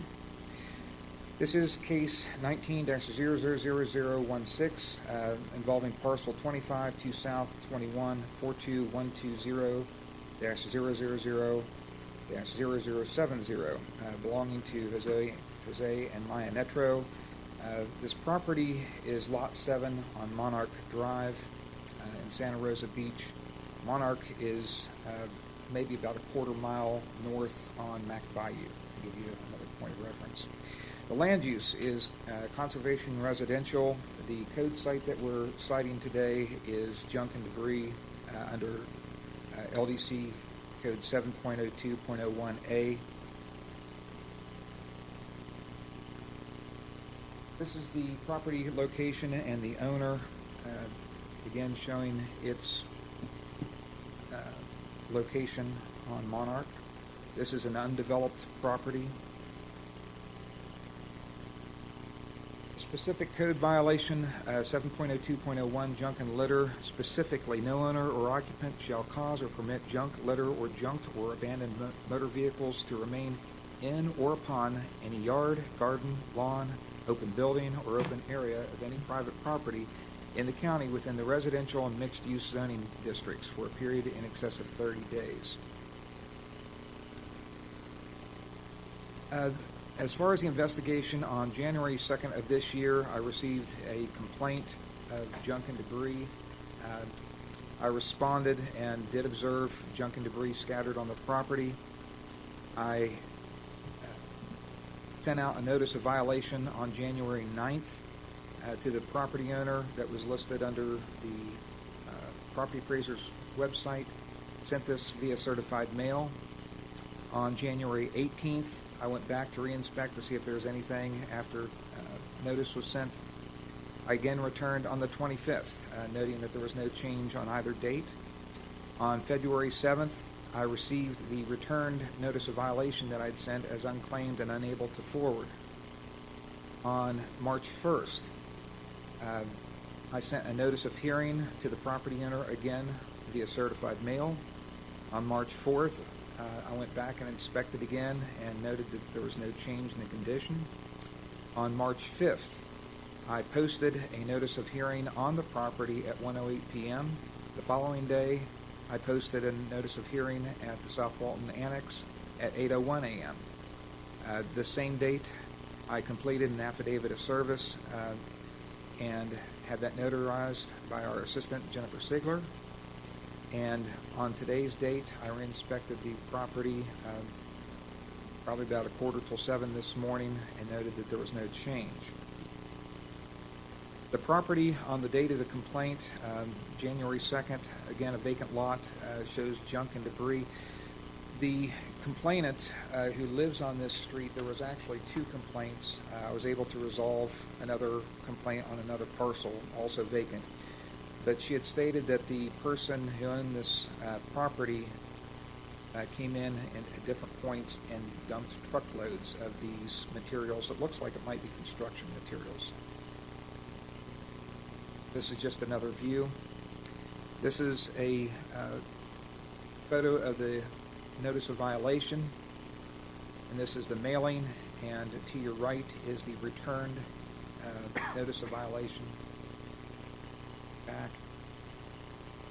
This is a photo of the notice of hearing, and again the mailing. I have not received from that mailing, the notice of hearing, I have not received the green card or the letter back. It's somewhere in our snail mail. Can't answer for the U.S. Postal Service.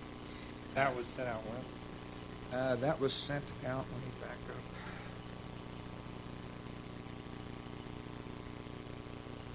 Notice of hearing was sent on March 1st. I like to make sure that I'm long before that deadline.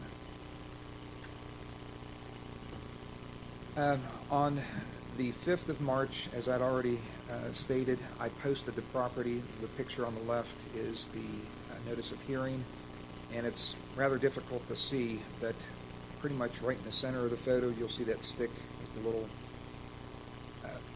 right here.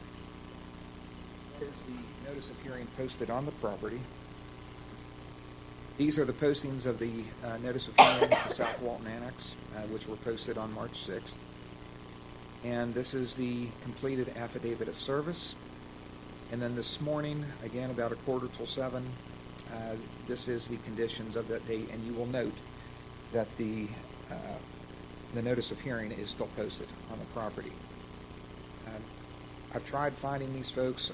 Their listed mailing address is Peachtree Circle, which is over off East Hewitt. just north of Longleaf. I've gone up, I've knocked on the door, no response. As Kurt has tried, we sometimes have a hard time finding folks. I would ask the board that you please find that lot number 7, Monarch Estates subdivision, Santa Rosa Beach, Florida, is located within an unincorporated area of Walton County and is subject to Chapter 7 of the Walton County Land Development Code, and that you would find that a violation of the Walton County Land Development Code, Section 7.02.01A1, does exist on the property, and that you would find that proper notice of the hearing was given to the respondent, and ask that the respondent is to correct the violation within 10 days of the date of this order, and that the respondent is further ordered to contact the Walton County Code Enforcement Department to arrange for a reinspection of the subject property to verify compliance with this order, that if the respondent fails to comply with the above actions or fails to bring this property into compliance with the applicable codes, ordinances, and regulations according to this order, the board assesses a fine of $100 a day until the property is brought into compliance. And I'll address the 100. I'm looking at things a little bit different. We have a range of fines up to 250. On the cases that I feel that warrant the full amount, then that's where I'm going to go. This could probably be cleaned up in an afternoon, and I think $100 is going to be as effective as $250 if we can find these folks. So that was my reason for selecting 100. At this time, I'd ask that you accept my final report and my presentation into evidence, and if you have any questions, I'll take those. Thank you, Officer. Do you have any questions? Did you post a notice at this 186 Peachtree? No, sir. I just attempted to make contact, knocking on the door. This neighborhood, it looked like a newer construction house, and I wasn't even sure that it was the right, so I wanted to be careful as far as posting. If I knock, I can always kind of investigate and ascertain who I'm talking to. But there was no indication. I didn't want to put that out there. It wasn't a mailbox with the number 186. Well, the house. Well, no, I was pretty sure that was the house, but because I've sent mailings there, and there's been no response at all, I wasn't confident in posting that. So, to answer your question, that's why.